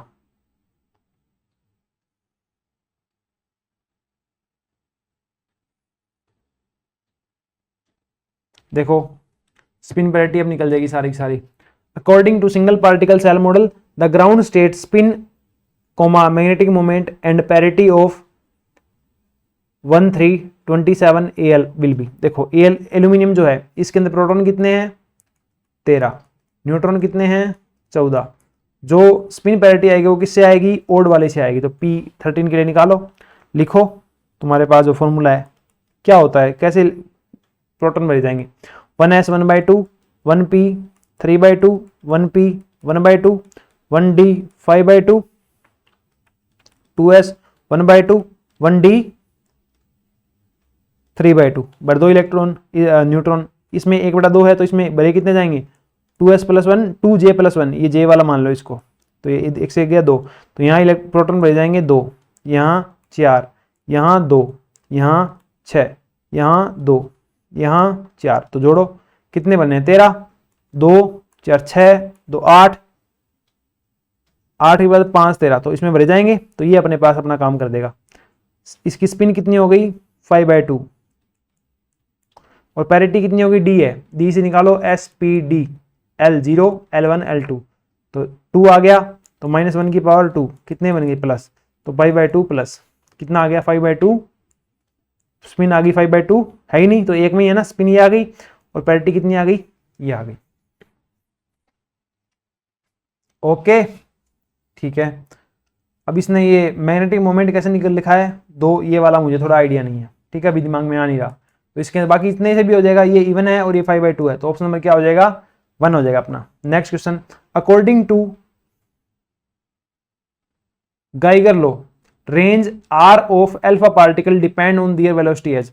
जो रेंज है ना गाइगर के नियम के अनुसार, जो आर है तुम्हारे पास, जो एनर्जी होती है ना इसकी 3/2 पावर के समानुपाती होता है, और जो एनर्जी होती है वो क्या होती है 1/2 mv², इसकी पावर 3/2, 2 से 2 चला जाएगा, v की पावर क्या आ जाएगी 3, तो r समानुपाती क्या आ गया v की पावर 3, तो ऑप्शन नंबर क्या हो जाएगा 4 हो जाएगा। नेक्स्ट क्वेश्चन देखो, इन ए डीके प्रोसेस, एक डीके प्रोसेस हो रहा है, if mi and f are the masses of parent and daughter nuclei, mi है वो इधर है पेरेंट है, और जो mf है वो डॉटर न्यूक्ली है, are the masses of parent and daughter nuclei daughter atoms, then the condition mi is greater than mf + 2me। ये किसको रिप्रेजेंट करता है कि इसका जो मास है वो ज्यादा होना चाहिए mf + 2me, जितने भी इलेक्ट्रॉन निकल रहे हैं यहाँ पे। अब देखो एक बात, तुम्हारे पास बीटा नेगेटिव डीके अपने आप हो जाता है, नेचर में हो जाता है, क्यों, क्योंकि बीटा नेगेटिव डीके में क्या निकलेगा इलेक्ट्रॉन, इलेक्ट्रॉन निकलना मतलब न्यूट्रॉन किस में चला जाएगा प्रोटॉन प्लस इलेक्ट्रॉन में। ये चीज हो सकती है क्योंकि न्यूट्रॉन का मास क्या होता है प्रोटॉन से ज्यादा होता है, ठीक है। पर ये जो रिवर्स की बात करोगे पी तुम्हारा चेंज हो रहा है n प्लस पॉजिट्रॉन में, ये संभव नहीं है क्योंकि प्रोटॉन का मास क्या होता है न्यूट्रॉन से कम होता है, ये संभव नहीं है। तो यहाँ पे क्या होगा कि इसकी जो एनर्जी होगी या यहाँ पे जो पेरेंट न्यूक्ली बनेगा इसका मास क्या होना चाहिए ज्यादा होना चाहिए। ओके, तो ये केस किस में है बीटा पॉजिटिव डीके में है। बीटा पॉजिटिव डीके कभी भी खुद से नहीं होता, जब भी तुम्हें बीटा डीके सीधा बोला जाए मतलब क्या है बीटा नेगेटिव डीके, क्यों, क्योंकि बीटा पॉजिटिव डीके तो नेचुरली होता ही नहीं है, खुद से नहीं होता, वो न्यूक्लियस के अंदर हो सकता है। तो यहाँ पे क्या आ जाएगा ऑप्शन नंबर 2 आ जाएगा। बाकी सारे खुद से होते हैं, इलेक्ट्रॉन कैप्चर गामा डीके सब कुछ अपने आप से होता है, पर बीटा पॉजिटिव डीके के लिए कंडीशन है कि पेरेंट न्यूक्ली का जो मास होगा वो क्या होगा ज्यादा होना चाहिए। नेक्स्ट क्वेश्चन देखो, isotope 40K decay into 40 AR by electron capture. 40K था, इसको एक इलेक्ट्रॉन ने पकड़ा, कितना बना दिया तुम्हारे पास, ऑर्गन 40 बना दिया, इससे ये बन गया। ठीक है, इसकी क्यू वैल्यू निकालनी है। क्यू वैल्यू कैसे निकलेगी, पेरेंट निकली मास ऑफ के minus mass of AR, electron छोटा सा है तो इसका मास छोड़ दो, स्किप कर दो, इंटू क्या आ जाएगा सी स्क्वायर, क्यू होता है m del m c square, mass defect into c square हो जाएगा। तो करो del m c square, del m कितना आ गया, इसका मास माइनस इसका मास इंटू सी स्क्वायर, करो ही मत, डेल एम किस में आएगा, डेल एम तुम्हारे पास यू में आएगा, यू में आ गया, और एक यू के करस्पॉन्डिंग एनर्जी कितनी है 931.5 है ना, एक यू गुना सी स्क्वायर देखो 931.5, तो तुम्हारे पास इनको घटा करके जो भी यू आता है इसको किससे गुणा कर दो 931.5 से गुणा कर दो, तुम्हारा आंसर आ जाएगा। ठीक है, करेंगे इसको, करना है तो देखो करते हैं। ये है अपने पास 39.96398 माइनस 39.962383, तो ये आ जाएगा 0.001615। ये क्या आ गया, मास का अंतर आ गया किसके अंदर, यू के अंदर। एक यू के करस्पॉन्डिंग एनर्जी कितनी है 931.5, तो इसको गुणा कर दो 931 गुणा कर दिया 931.5 से, तो उत्तर आ गया 1.5 MeV। तो कितना आ जाएगा 1.504 MeV। Okay, option number C third मतलब। नेक्स्ट क्वेश्चन देखो, choose the correct option for the following reaction as per the conservation laws appropriate to weak interaction. Weak interaction की बात होगी, इसके अंदर तुम्हें बताना है कौन सा हो रहा है और कौन सा नहीं हो रहा। सबसे पहले तो देखो, पहले के अंदर देखो, सबसे पहले लेप्टॉन नंबर कंजर्वेशन देखो, ये प्लस वाला यहाँ पे है, जहां पे म्यू अगर माइनस होता तो यहाँ पे न्यूट्रिनो म्यू तुम्हारे पास क्या आता, बार वाला आता। अगर पॉजिटिव है तो इसके साथ क्या आएगा, सिंपल वाला आएगा। एंटी साइड में ये आ जाएगा, इसके एंटी साइड में ये आ जाएगा, तो ये इधर है, प्लस वाला इधर है, तो इसके एंटी साइड में कौन सा आएगा, बार वाला आएगा, बार वाला आएगा। बार वाला है क्या, नहीं है, तो ये तुम्हारे पास क्या है, कंजर्वेशन नहीं है। क्यों, क्योंकि इसका लेप्टॉन नंबर होगा हाफ और इसका लेप्टॉन नंबर हो जाएगा माइनस हाफ, तो ये कंजर्व है ही नहीं। तो लेप्टॉन नंबर कंजर्व ना होने के कारण ये क्या हो गया, कैंसिल हो गया, ये पॉसिबल नहीं है, पहला तो गया। दूसरा देखोगे तो ये प्लस है, इस प्लस वाले के साथ क्या आना चाहिए, ये वाला आना चाहिए। ठीक है, इससे क्या हुआ, लेप्टॉन नंबर कंजर्व हुआ। उसके बाद और क्या देखना है, 12वां नंबर देख सकते हो, पाई काई, इसका +1 बाई पाई और काई, पाई का 0 पाई काई दोनों एक में ही होते हैं, तो दोनों का क्या होगा 12वां नंबर, दोनों का 12वां नंबर कितना हो जाएगा, 0 हो जाएगा दोनों का 12वां नंबर, तो 12वां नंबर ही कंजर्व है। और क्या देखोगे, और कुछ तो देखने की जरूरत नहीं है। स्ट्रेंजनेस देख सकते हो, पाई काई स्ट्रेंजनेस होती है इसकी +1, पाई की 0 और इन पार्टिकल की 0, तो डेल एस कितना आया +-1। वीक इंटरेक्शन के लिए ये चीज अलाउड होती है, तो जो सेकंड वाली इक्वेशन है तुम्हारी वो अलाउड हो जाएगी, फर्स्ट वाली अलाउड नहीं होगी। Reaction second is allowed but first is forbidden, reason lepton number. Next question, the quark composition of sigma minus and del naught are. देखो सिग्मा माइनस जो है वो एक स्ट्रेंज पार्टिकल है, तो एस तो आएगा ही आएगा, एस तो आएगा ही आएगा, एस तो आएगा आएगा, एस तो आएगा ही आएगा, ये वाला गया। और देखो मास कितना है, माइनस है, माइनस का 1 है, कैसे बनेगा, डी पे कितना होता है माइनस का 1/3, माइनस का 1/3, एस पे भी माइनस का 1/3, तो ये हो गया -1। यहाँ पे देखोगे तो -1 नहीं बन रहा, गया, इस पे भी -1 नहीं बन रहा, तो ये भी गया, तो अपना आंसर क्या हो जाएगा, ये वाला हो जाएगा। ठीक है, दूसरी चीज देखनी हो, डेल नोट का देखना हो, डेल नोट का देख लो, यू डी डी चार्ज कितना है 2/3e, यू पे, डी पे -1/3, इस पे -1/3, 0 हो गया, इस पे 0 हो गया, सही बात है। इस पे 0 होता क्या, हो जाता 0 इस पे भी, पर ये वाला तो काम नहीं करता ना, तो इस पे 0 हो रहा है, चार्ज 0 हो गया, स्ट्रेंज है नहीं, तो इसमें भी स्ट्रेंज नहीं है, तो ऑप्शन नंबर कौन सा हो जाएगा, पहला। Next question, which of the following is not A lepton. Lepton कौन सा नहीं है, इलेक्ट्रॉन लेप्टॉन है, स्पिन ऑफ, न्यूट्रिनो लेप्टॉन है, स्पिन ऑफ, पाइयोन और म्यून, म्यून लेप्टॉन है, ठीक है ना, म्यून लेप्टॉन होता है, तो बच गया अपने पास कौन सा, एक और एक ओनली पाइयोन, कौन सा, पाइयोन। पाइयोन क्या है, बोसोन पार्टिकल है, बोसोन है, ठीक है ना, बोसोन कह दो, मेसोन कह दो, वो वाला पार्टिकल है। नेक्स्ट क्वेश्चन देखो, find the value of third component of isotropic spin off के प्लस। के प्लस का तुम्हें थर्ड कंपोनेंट देखना है, किसका, आइसोस्पिन का। आ जाओ, इसकी आइसोस्पिन -12, इसकी +1, थर्ड कंपोनेंट की बात कर रहा हूं, और इसकी हो जाएगी अपने पास -12, के की निकालनी है, तो ये 2 गुणा i3, 2 है एक जैसे, तो 2i3। अब हाफ से ये हाफ गया, तो i3 कितनी आ गई, 1 = 2i3, या i3 = आ गई half. Option number 3। Next question देखो, consider a particle made of 2 quarks u and d bar. एक पार्टिकल बना है u और d बार से, ठीक है जी, बना है। Which of the following is not a property of this particle. कौन सी प्रॉपर्टी इसकी नहीं है। It has a baryon number 0, baryon number 0 हो जाएगा क्योंकि इसका बारियन नंबर 1/3, इसका भी -1/3 क्योंकि बार है ना, तो ये 0 है, सही बात है। It has A charge of e/3, इसका 2/3e, और d बार का प्लस का 1/3, तो चार्ज कितना होगा, टोटल e हो गया। देखो चेंज है ना, एंटी पार्टिकल है, तो माइनस का 1/3 का प्लस का 1/3 हो जाएगा, टोटल चार्ज कितना आएगा e। इन्होंने कितना बोला, e/3, ये क्या है, गलत है। तो नोट प्रॉपर्टी पूछा था, गलत वाला ही पूछा था, तो ऑप्शन नंबर क्या हो जाएगा 2। आगे देख लो, इट हैज स्ट्रेंथनेस 0, स्ट्रेंथनेस 0 क्यों, क्योंकि इसके अंदर स्ट्रेंथ पार्टिकल है ही नहीं, एस कहीं आया ही नहीं, तो ये भी सही है। It is a mason, mason है क्या ये, मैसोन है क्योंकि इसका बारियन नंबर निकालो, बारियन नंबर निकालो इसका, बारियन नंबर क्या आएगा इसका, बारियन नंबर आ गया इसका, बारियन, बारियन तो ये है ही नहीं, बारियन नहीं है ये पार्टिकल बारियन नहीं है, क्योंकि 1/3 और -1/3, तो ये कितना हो गया 0, तो ये पार्टिकल बारियन है ही नहीं, बारियन नहीं है, तो ये क्या बचा, मैसोन ही बचा। क्यों, क्योंकि स्ट्रेंथ पार्टिकल है नहीं, लेप्टोन ये है नहीं, इसकी तुम वो भी देख सकते हो, क्या बोलते हैं, स्ट्रेंथनेस भी 0 है, तो ये क्या होगा अपने पास, एक मैसोन होगा, क्या होगा, एक मैसोन होगा, फोर्थ ऑप्शन। नेक्स्ट क्वेश्चन देखो, in which of the following oscillator a constant magnetic field is. देखो सिंपल सा, तुम्हें याद हो, सबसे ज्यादा तुमने साइक्लोट्रॉन ही बढ़ाया। साइक्लोट्रॉन में क्या होता था, ऐसा होता था, मैग्नेटिक फील्ड कहाँ लगता था, ऊपर, और इसके नीचे वाली साइड में एन और एस लगते थे।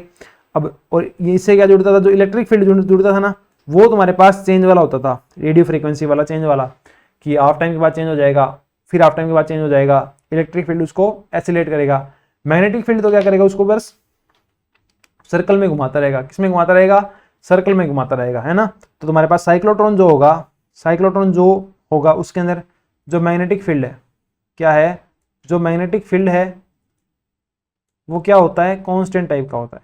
किस टाइप का होता है, कांस्टेंट टाइप का होता है। तो ऑप्शन नंबर क्या हो जाएगा, 2 आ जाएगा। 125 नंबर क्वेश्चन देखो, let A vector is equal to this, B this and C this, then the vector of A B C, cross वाला। देखो फॉर्मूला लगाओ, A cross B cross C क्या होता है, back cap B back minus का C A B, back cap आ गया, लगाओ तो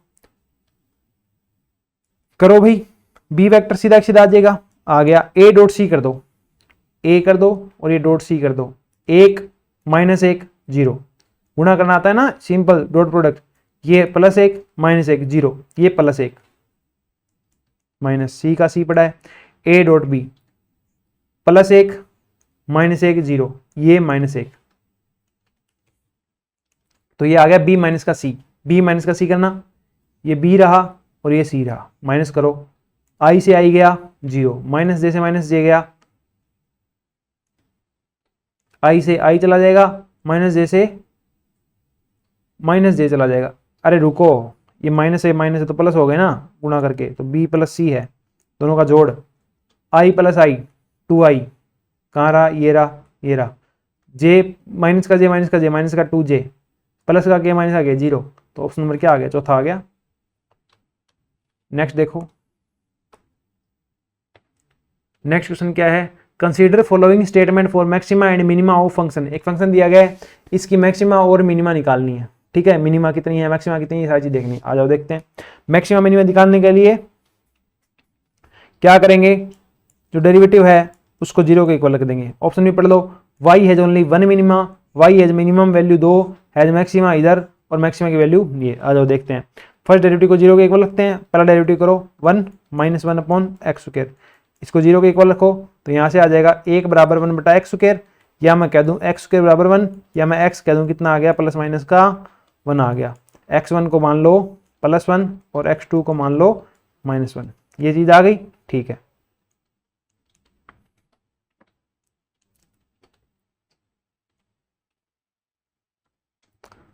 x1 ये है, x2 ये है, ओके। अब करो मैक्सिमम मिनिमम देखने के लिए करो क्या, डबल डेरिवेटिव, दोबारा डेरिवेटिव करोगे तो इसका आ जाएगा 0, इसका आएगा -2/3, तो माइनस माइनस प्लस 2x की पावर आ गई क्यूब, ये क्या है d2y बटा dx स्क्वायर है। अब 2 बटा एक्स क्यूब का मान देखना है, ठीक है। अब देखो 2 बटा एक्स क्यूब d2y बटा dx स्क्वायर, इसका मान कितने पे देख लूं मैं, -1 पे देख लूं, एक तो -1 पे देखूंगा तो माइनस का 1 आएगा तो माइनस का 2 आएगा, ठीक है।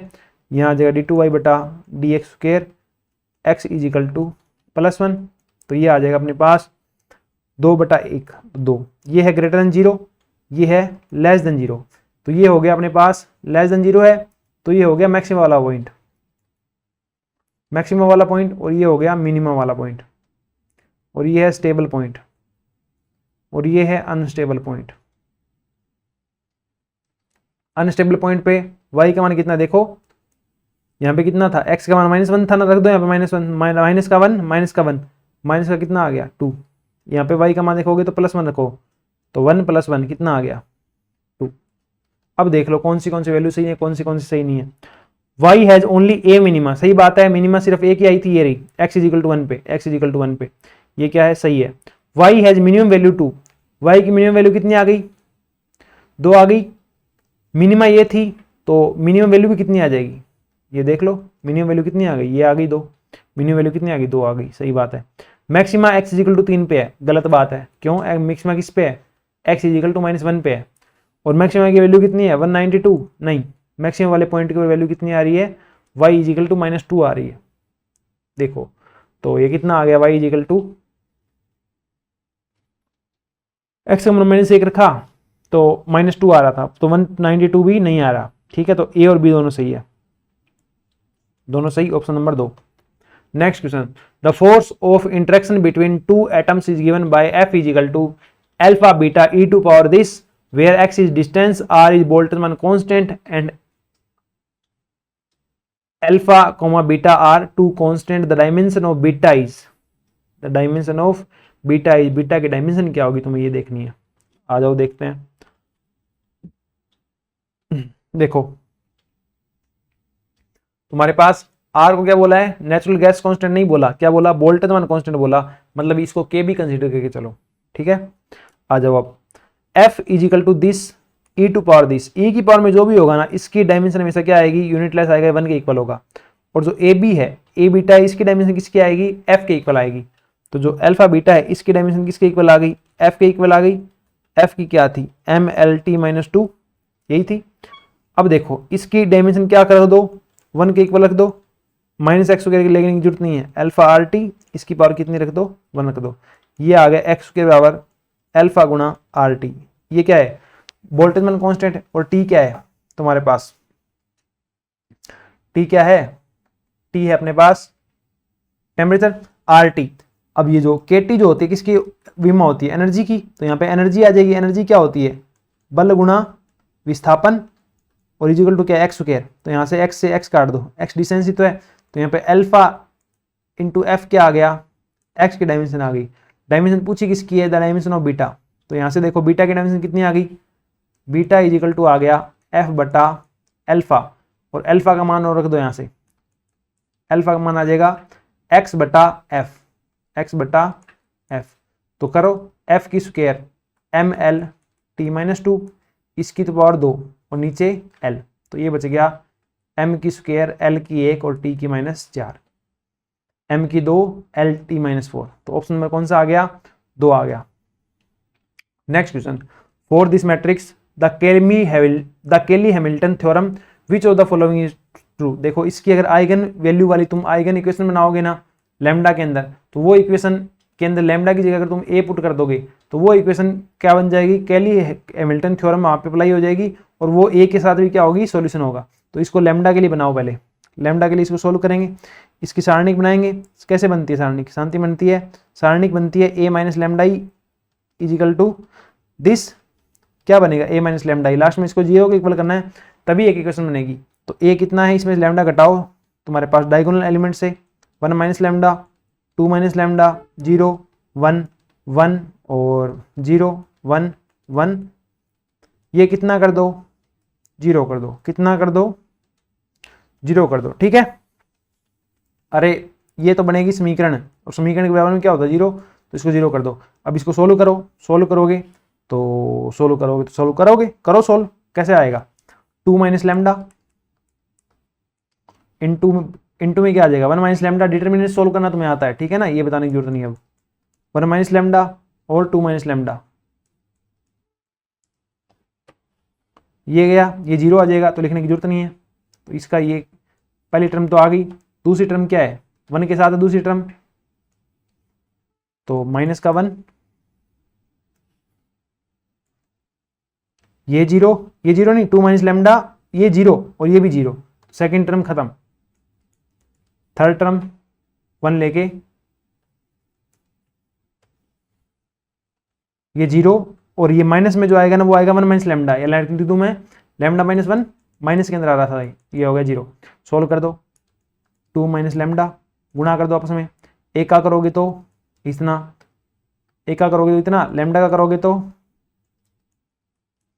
इतना, प्लस का लैम्डा माइनस 1 बराबर 0, 2 का गुणा करो, इसको सोल्व कर दो पहले, 2 minus 3 lambda plus lambda square, इसकी ये आ गया, इसका गुणा करो 2 माइनस लैम्डा से, 2 से गुणा करो, 2 दूनी 4, 2 3 6, 2 लैम्डा स्क्वायर, माइनस लैम्डा से गुणा करोगे तो माइनस का 2 लैम्डा प्लस माइनस के लैम्डा से गुणा करना है, 3 गुणा लैम्डा स्क्वायर माइनस का लैम्डा क्यूब बराबर 0, पूरी इक्वेशन को माइनस से गुणा कर दो, पहले सोल्व कर दो, 4 माइनस 6 माइनस 2 तो माइनस का 8 लैम्डा, 3 और 2 5, तो प्लस का 5 लैम्डा स्क्वायर, और ये माइनस का लैम्डा क्यूब बराबर 0, माइनस से गुणा कर दो तो lambda cube minus 5 lambda square plus का 8 लैम्डा माइनस का 4 इजिकल टू 0। अब जहाँ पे कुछ नहीं वहाँ पे क्या आ जाएगा, आई आ जाएगा जैसे बनाता है। तो ये ऑप्शन है, देखो cube 5 8 minus 4, cube minus 5 plus 8 और ये 3, ये तो गलती हो गई, 2 1 1 0 1 0 1 1 2, ये तो सही किया था। आगे देखो 2 माइनस लैम्डा, 1 माइनस लैम्डा गुना 2 माइनस लैम्डा, ये माइनस का 0, उसके बाद माइनस का 1 और ये करोगे तो ये 0 ये 0 ये 1, तो ये 0 ये लैम्डा माइनस 1, लैम्डा माइनस 1, ठीक है। तो अरे भाई साहब ये तो इसको कंसीडर कौन करेगा, इसको भी कंसीडर करो, प्लस का लैम्डा और माइनस का 1, इसको कंसीडर कौन करेगा, करो तो जोड़ो इसके अंदर, माइनस का lambda cube 5 lambda square plus का 8 1 9 लैम्डा, और ये आ जाएगा माइनस का 4 1 5। अब देखो lambda cube minus 5 lambda square plus का 7 है माइनस का 3 आई, एक चीज़ और मिस हो रही है अभी, चेक करो, 2 दूनी 4, कांस्टेंट तो सिर्फ इससे बनेगा ना, और कहीं से कांस्टेंट आएगा, एक वहाँ से आ जाएगा, तो ये 3 कैसे आ रहा है इसका, और सोचो यार, 2 minus 3 lambda plus lambda square, ये 2 माइनस लैम्डा का गुणा, और लैम्डा 2 से गया तो 2 दूनी 4 2 3 6, 2 lambda square minus lambda minus 2 lambda minus minus plus 3 lambda square, और ये माइनस लैम्डा क्यूब बराबर 0, तो 4 माइनस का 8 lambda plus 5 lambda square minus का lambda cube equal to 0, plus के अंदर लैम्डा माइनस 1 है, प्लस ही आएगा ना, लैम्डा माइनस 1 प्लस ही आना चाहिए। अब प्लस का लैम्डा माइनस 1 करोगे तो प्लस करोगे तो हो जाएगा ये, अरे देखो यहाँ तुमने माइनस से गुणा किया था ना, उससे गड़बड़ी हुई है, इसके अंदर जोड़ो, इसके अंदर जोड़ो तुम कितना, लैम्डा माइनस 1, ये जो तुम्हारे पास यहाँ से ऊपर रहा वो वाला जोड़ो, ये बन जाएगा 4 माइनस 8 लैम्डा प्लस लैम्डा, तो माइनस का 7 lambda plus 5 lambda square minus का लैम्डा क्यूब, माइनस का 1 करना है तो ये बन जाएगा 3। अब करो माइनस से गुणा, lambda cube -5 lambda square plus का 7 लैम्डा माइनस का 3 बराबर 0।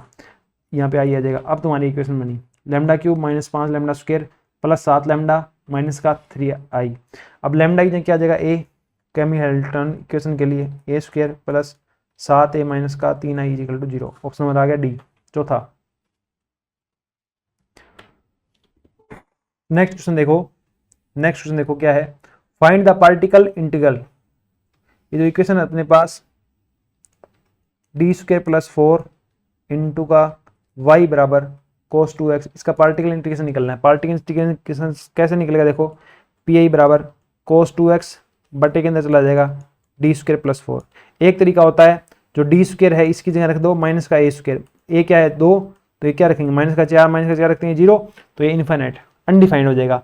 तो यहाँ पे ये ऐसा नहीं रख सकते, तो अब क्या रखेंगे, ऊपर करेंगे x से गुणा और नीचे करेंगे डेरिवेटिव। ये होता है नियम पार्टिकुलर इंटीग्रल के अंदर, तो नीचे डेरिवेटिव, तो ये बन गया 2d। तो ये बन गया अपने पास x बटा 2 कोस 2x बटा 2 इंटू डी, तो ये बन जाएगा x बटा 2 और x बटा 2 और ये d जो है ये ऊपर आ जाएगा d इनवर्स बन के कोस 2x हो जाएगा। अब d इनवर्स, d होता है डेरिवेटिव, तो d इनवर्स होगा इंटीग्रेशन कोस 2x का इंटीग्रेशन साइन 2x बटा 2, तो ये आएगा x बटा 2, तो ये आ गया x साइन 2x बटा 4। तो ऑप्शन नंबर आ गया इसके अंदर अपने पास A. Next question, consider the equation with the boundary condition y1 is equal to 1, x is equal to 1 पे कितना है 1 है। Out of the following option the range in which y is real and finite, y को real और finite रखना है। तो देखो सोल्व करो इसको, dy बटा वाई स्क्वायर को इधर ले जाऊं, dx को इधर ले जाऊं, दोनों तरफ इंटीग्रेशन कर दूं, करो तो ये बनेगा माइनस का 1 बटा वाई और इधर बनेगा ln x, कॉन्स्टेंट आ गया c।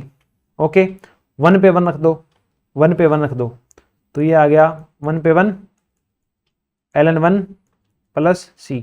ln 1 का मान 0, c का मान कितना आ गया माइनस का 1, पुट करो c का मान, तो ये आ गया माइनस का 1 बटा Y is equal to ln x minus का 1, तो ये बन गया अपने पास 1 माइनस का 1 बटा वाई, 1 माइनस का 1 बटा वाई बराबर ln x,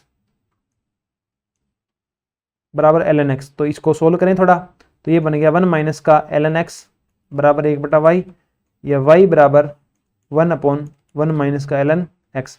अब एक चीज ऑब्जर्व करो, ऑप्शन से करते हैं इसको, देखो y को डिफाइन होने के लिए ln x को डिफाइन होना जरूरी है, डिफाइन होना जरूरी है।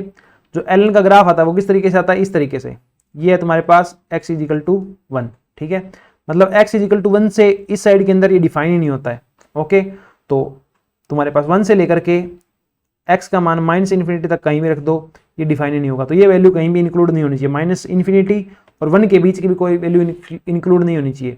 ये इंक्लूड कर रहा है, इस पर डिफाइन नहीं होगा, -3 इंक्लूड कर रहा है, इस पर भी डिफाइन नहीं होगा, 0 इंक्लूड कर रहा है, इस पर भी डिफाइन नहीं होगा। तो ऑप्शन कौन सा बचा, चौथा। तो इसका आंसर क्या हो जाएगा, चौथा हो जाएगा, क्योंकि 3 से इन्फिनिटी के बीच में ln डिफाइन है, ln डिफाइन है तो y डिफाइन है। ऑप्शन नंबर क्या हो जाएगा, चौथा। नेक्स्ट क्वेश्चन देखो, choose wrong statement regarding eigen value. Eigen value के लिए रॉन्ग ऑप्शन जो है वो सिलेक्ट करो। देखो आ जाओ, पहला ऑप्शन क्या बोलता है, N E square matrix A and it's transpose have the same eigen value. सही बात है, आइगन वैल्यू के ऊपर कोई फर्क नहीं पड़ता ट्रांसपोज से, क्योंकि पहले भी वो डायगोनल में थी, ट्रांसफर करोगे तो भी डायगोनल में रहेगी, तो सेम आइगन वैल्यू आती है।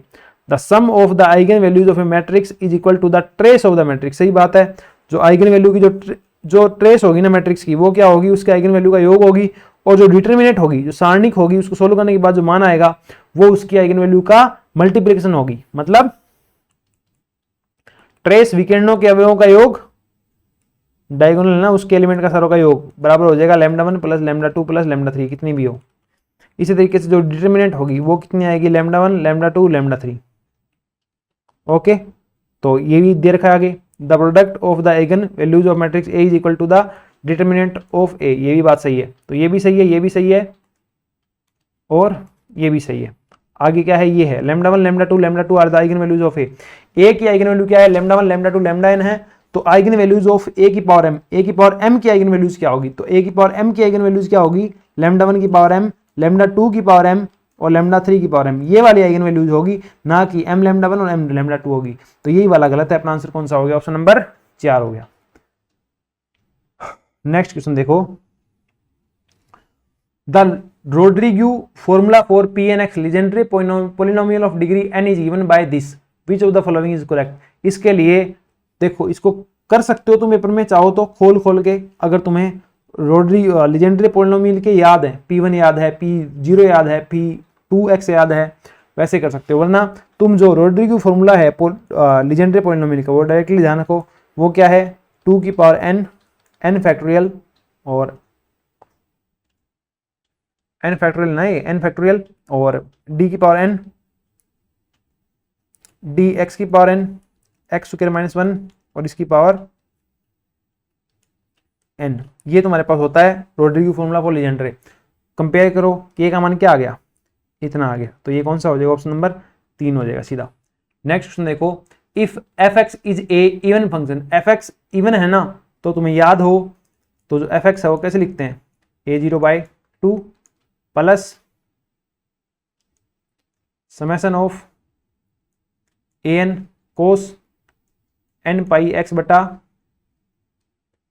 जो अंतर होता है b माइनस ए, ऐसे लिखते हैं ना, summation of bn sine n pi x बटा b माइनस का ए, ऐसे करके तुम्हारा fx लिखते हैं। ठीक है, इसमें अगर सम फलन होगा तो a नोट और ये वाला आएगा, विषम होगा तो bn आएगा, है ना। an और a नोट कब आएगा? जब सम फलन होगा, और bn कब आएगा? जब ओड फंक्शन होगा। क्या बोला है?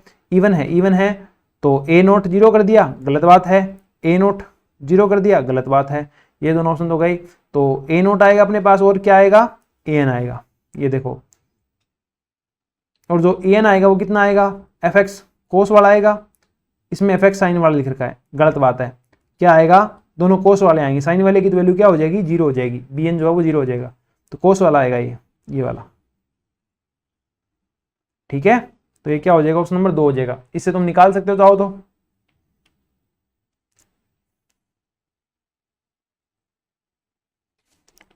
देखो an बचेगा ना सम के लिए, तो an का मान कितना होता है? an का मान होता है 1/b माइनस a से लेकर के b, और fx कोस n पाई x बटा b माइनस a dx, ये होता है an का मान। तो an का मान तो यही रहेगा ना भैया जी, ये कैसे हो जाएगा? मतलब ये वाला कैसे हो जाएगा? साइन वाला, तो ये गलत है, तो ऑप्शन नंबर क्या आ जाएगा? 2 आ जाएगा। नेक्स्ट क्वेश्चन देखो, द इक्वेशन दिस इस स्टैंडर्ड फॉर्म ऑफ, ये क्या है? लीजेंड्रे की है, बेसल की है, हर्माइट की है, या लगुरे की है? देखो लीजेंड्रे की तो नहीं हो सकती, क्योंकि 1 माइनस एक्स स्क्वायर होता है उसके अंदर, उसका डेरिवेटिव क्या होता है? तो लीजेंड्रे तो नहीं है। दूसरी बात, हर्माइट जो होता है उसके अंदर आता है 2xy, इसके अंदर कहीं भी 2xy है क्या? नहीं है, तो ये वाला भी नहीं होगा। बेसल के अंदर क्या होगा? x आएगा, x स्क्वायर आएगा, x स्क्वायर आएगा, ये याद रखो, x आएगा, x स्क्वायर आएगा, और फिर से x स्क्वायर आएगा एक टर्म। तो ये तुम्हारी किसकी इक्वेशन है? तुम्हारी ये बेसल की इक्वेशन है। तुम्हें सीधा सीधी चारों जो इक्वेशन है स्पेशल फंक्शन वाली वो याद होनी चाहिए, ज़्यादा कुछ याद नहीं कर सकते ना। चारों इक्वेशन और जो लीजेंड्रे है उसके अंदर निकालने के तरीका, P1 हो गया, P2 हो गया, P0 हो गया वो, और 1-2 रिकरेंसलेशन, उसके बाकियों की सब सिर्फ इक्वेशन बस। और जो हर्माइट है उसके h0x की वैल्यू, h1x की वैल्यू, h2x की वैल्यू, h3x की वैल्यू, इन सब की वैल्यू याद होनी चाहिए। तो 135 हो गया, बेसल वाला हो जाएगा ये। नेक्स्ट देखो, fs is the Laplace transformation of, fs is the Laplace transformation of ft and a is real or complex number, then the Laplace transformation of e to power minus at ft is, fs is the Laplace transform of ft, fs क्या है? ft का Laplace transformation, ठीक है, a real और complex number जो भी हो सकता है। Then the Laplace transformation of this, देखो बात मेरी, f ऑफ t, अगर एफ टी का लाप्लास ट्रांसफॉर्मेशन कितना था? एफ एस था, ठीक है। माइनस में e to power minus a t आया, हो सकता है e to power a t आ जाता, तो क्या होगा? जो इसकी पावर होगी ना, टी के अलावा जो पावर होगी वो एस से घट जाएगी। एस माइनस ए टी होता तो ए घटता, माइनस ए तो माइनस ए घटेगा, ठीक है। तो कितना बनेगा? ये बनेगा एफ एस प्लस ए, तो ये आ जाएगा एफ एस प्लस ए। अब ये होता कैसे है प्रूव, वो प्रूव भी तुम कर सकते हो। एफ टी का लाप्लास ट्रांसफॉर्म कैसे होता है, ई टू पावर माइनस का S x d x integration 0 से इन्फिनिटी। इसको सोल्व कर लो, क्या हो जाएगा 0 से infinity F of T E to power minus S plus A into X या टी जो भी है, कोई दिक्कत नहीं, एक्स की है ना सब जगह, तो इसकी जगह में एक्स कर दो। एक्स तो एक वही है ना, क्या बोलते चर है एक, ये डी एक्स। अब एस प्लस ए है, इसको टी मान लो, एस प्लस ए को टी मान लो, ठीक है। एस प्लस ए को टी मान लो, तो ये तो टी की वैल्यू थी, इसका तो कोई फर्क नहीं पड़ता। एस प्लस ए को मानो तुम आर मान लो, आर ये एक्स और ये डी एक्स है। अब ये सेम का सेम लाप्लास ट्रांसफॉर्म नहीं बन गया, ये क्या आएगा एफ ऑफ एस आ रहा था, अब ये क्या आ जाएगा एफ ऑफ आर, और तुम्हारे पास एस प्लस ए क्या था, आर ही तो था, तो रख दो एस प्लस ए, यही तुम्हारा आंसर है। ऑप्शन नंबर क्या हो जाएगा चौथा। Next question, if Z is equal to cos theta plus iota sine theta then 2/1 plus Z will be equal to, देखो 2/1 प्लस जेड, जेड का मान cos theta plus iota sine theta, तो ये बनेगा 2/1 प्लस कोस थीटा, ठीक है, half angle में तोड़ लो तो ये बनेगा 2 कोस स्क्वायर थीटा बाई 2, इसको हाफ एंगल में तोड़ो आयोटा का आयोटा 2 साइन थीटा बाई 2 और कोस थीटा बाई 2, ठीक है। अब क्या करो, 2 से 2 काट दो, इसका भी 2 काट दो। अब ऊपर क्या कर दो, सेक स्क्वायर थीटा बाई 2 से गुणा कर दो, sec square theta by 2, sec square theta by 2 से इसका गुणा करोगे तो साइन कोस उल्टा होता है, साइन कोस और सेक उल्टा होता है तो ये 1 आएगा प्लस आयोटा, कोस और सेक उल्टा होता तो एक तो सेक कोस से कट जाएगा, एक सेक बचेगा वो 1/कोस हो जाएगा, तो वो होगा sine theta by 2, sec theta by 2 आएगा, वो नीचे जाएगा कोस थीटा बाई 2, तो ये बन गया अपने पास सेक स्क्वायर थीटा बाई 2 बटा 1 plus iota tan theta by 2। अब सेक स्क्वायर थीटा बाई 2 क्या होता है, सेक स्क्वायर थीटा बाई 2 होता है 1 plus ten square theta by 2, और ये आ जाएगा 1 plus iota tan theta by 2। अब इसको तुम क्या लिख सकते हो, इसको तुम लिख सकते हो 1 plus iota tan theta by 2 into 1 minus iota tan theta by 2, और नीचे क्या है 1 plus iota tan theta by 2, तो इससे ये कट जाएगा, अपने पास आंसर क्या बचेगा 1 माइनस का आयोटा टेन थीटा बाई 2, तो ऑप्शन नंबर क्या आ जाएगा, इसके अंदर 1 आ जाएगा। नेक्स्ट क्वेश्चन देखो, find the smallest positive integer n for which, जो n की मिनिमम वैल्यू क्या हो कि ये जो इसकी वैल्यू कितनी बन जाए 1 बन जाए, करें इसको, करो 1 प्लस आयोटा बटा 1 माइनस आयोटा, गुणा कर दो, इसके बीच के उल्टे साइन से गुणा करते हैं, 1 प्लस आयोटा करो गुणा, ये बनेगा 1 का स्क्वायर 1 प्लस आयोटा स्क्वायर मतलब -1 प्लस का 2 आयोटा डिवाइड बाय 1 प्लस 1, तो ये बच गया 2 आयोटा बटा 2, तो 2 से 2 गया, ये बच गया आयोटा। आयोटा की पावर कितनी करें कि 1 हो जाए मिनिमम, तो कितनी करोगे 4, क्योंकि 2 रखते ही तो आयोटा स्क्वायर तो कितना होता है -1, इसकी स्क्वायर करोगे तो ये आ जाएगा +1, तो n का मान कितना आ गया 4, ऑप्शन नंबर 3। नेक्स्ट क्वेश्चन देखो, the residue of this at infinity will be, इसका रेजिड्यू निकालना है, रेजिड्यू एट लिमिट कहाँ जा रही है z टेंस टू इन्फिनिटी पे, ठीक है, तो कैसे निकलता है ये, z is equal to infinity पे निकालोगे तो z माइनस का इन्फिनिटी, कोई पॉइंट है ये, ठीक है, z माइनस का इन्फिनिटी, और ये हो जाएगा z, और इधर ये आ जाएगा z माइनस का a और z माइनस का b। अब सोल्व करो इसको आगे, तो ये आएगा z माइनस का इन्फिनिटी, और क्या करो ऊपर नीचे जेड स्क्वायर का भाग, तो यहाँ पे आएगा 1/z, यहाँ पे आएगा 1 माइनस जेड स्क्वायर का नहीं, ऊपर नीचे जेड का भाग दे दो, तो ये बचेगा 1, और ये बचेगा 1 माइनस का a/z, और ये आएगा 1 माइनस का b/z, ठीक है, ये आ गया अपने पास। थोड़ा सा और सोचने दो इसको, कैसे होगा ये, the residue of at infinity will be, नीचे वाला एज इट इज, ऊपर वाला एज इट इज, नीचे वाले का अवकलन नहीं, जेड का माइनस इन्फिनिटी रखोगे तो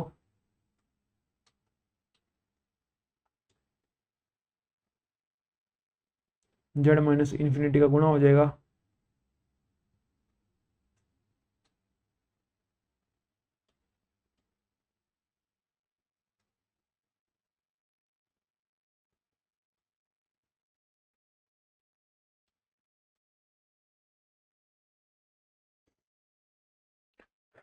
Z minus infinity, Z is equal to infinity पे कैसे निकलेगा?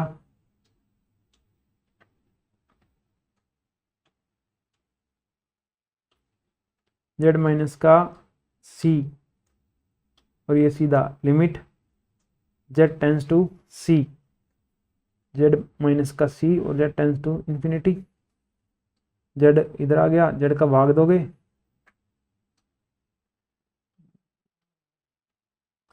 इसको एक तरीके से ऐसे करके देखते हैं, लिमिट जेड टेंस टू सी और ये आ जाएगा जेड माइनस सी, इधर है जेड, इधर है जेड माइनस ए और यहाँ पे सी क्या है तुम्हारे पास इन्फिनिटी के बराबर है या सी इन्फिनिटी की तरफ है। ओके, जेड माइनस है, जेड माइनस बी, जेड का भाग दे दो तो ये बनेगा 1/जेड और जेड स्क्वायर का भाग दिया है तो ये 1 माइनस ए बटा जेड और ये 1 माइनस बी बटा जेड। जेड क्या है इन्फिनिटी की तरफ है, इन्फिनिटी की तरफ है तो ये जीरो, ये कितना बन गया 1/जेड और ये बन गया 1 गुणा ये कितना आ गया जेड माइनस का सी, तो ये बनेगा अपने पास जेड से जेड गया माइनस का सी बटा जेड, 1 माइनस सी बटा जेड, तो सी का मान इन्फिनिटी और इसका मान जेड का मान सी बटा सी। हो नहीं रहा, ये कुछ किया तो था मैंने, जेड माइनस बी, जेड की जगह नहीं रख सकते,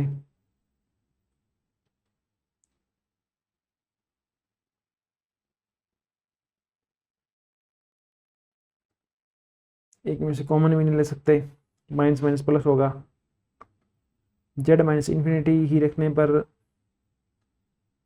जेड स्क्वायर, जेड कॉमन ले लूँ,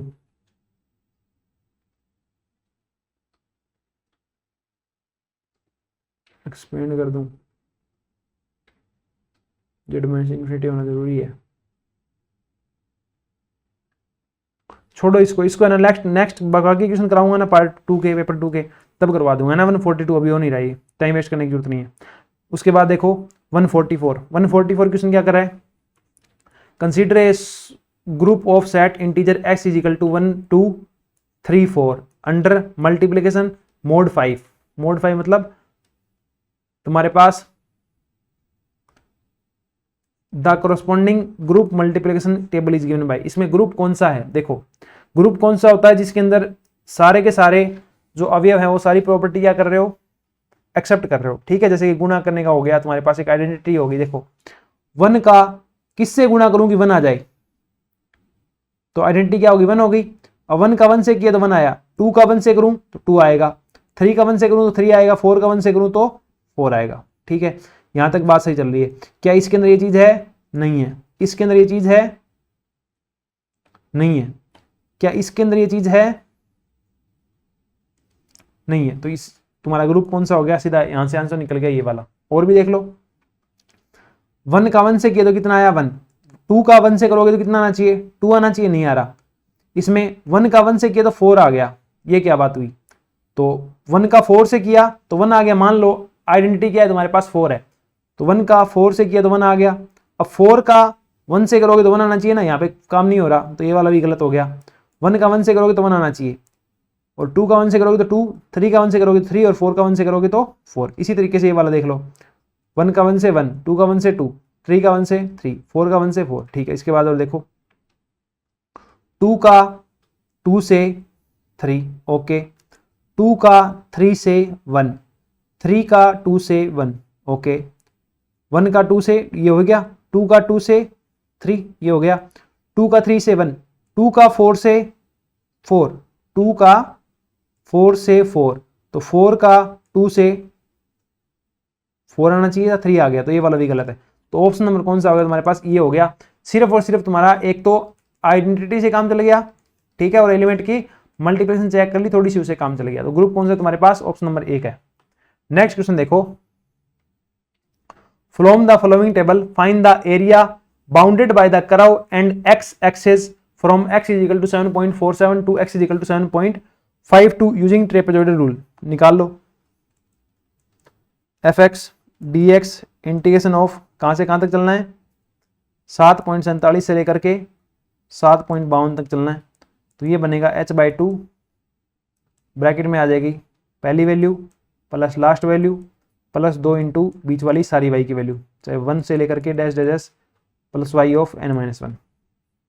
करो h मतलब अंतर देखो कितना है, 0.01 का अंतर है x के अंदर, 0.01 बटा 2, y0 प्लस लास्ट वाली पहली वैल्यू प्लस लास्ट वाली वैल्यू ऐड कर दो, कितना हो जाएगा 2 और 1 3.99 प्लस 2 गुना बीच वाली सारी वैल्यू, ये वैल्यू ऐड करो, ये वैल्यू ऐड करो, ये वैल्यू ऐड करो, ये वैल्यू ऐड करो। करें फोन से कर लेते हैं।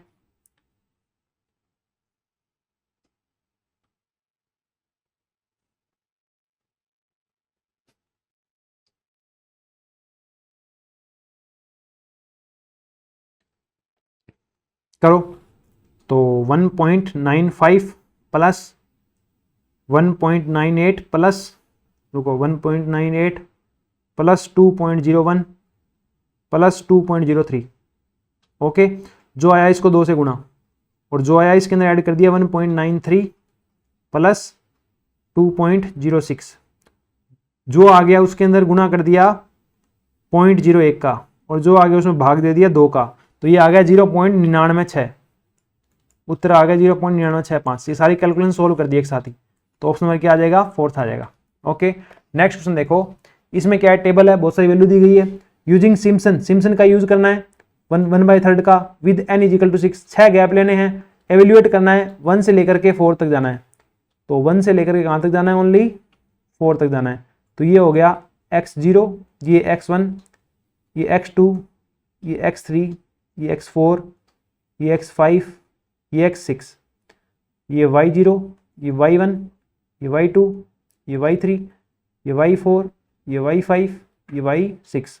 6 गैप बनने हैं क्या, 1 gap, 2 gap, 3 gap, 4 gap, 5 gap और 6 गैप।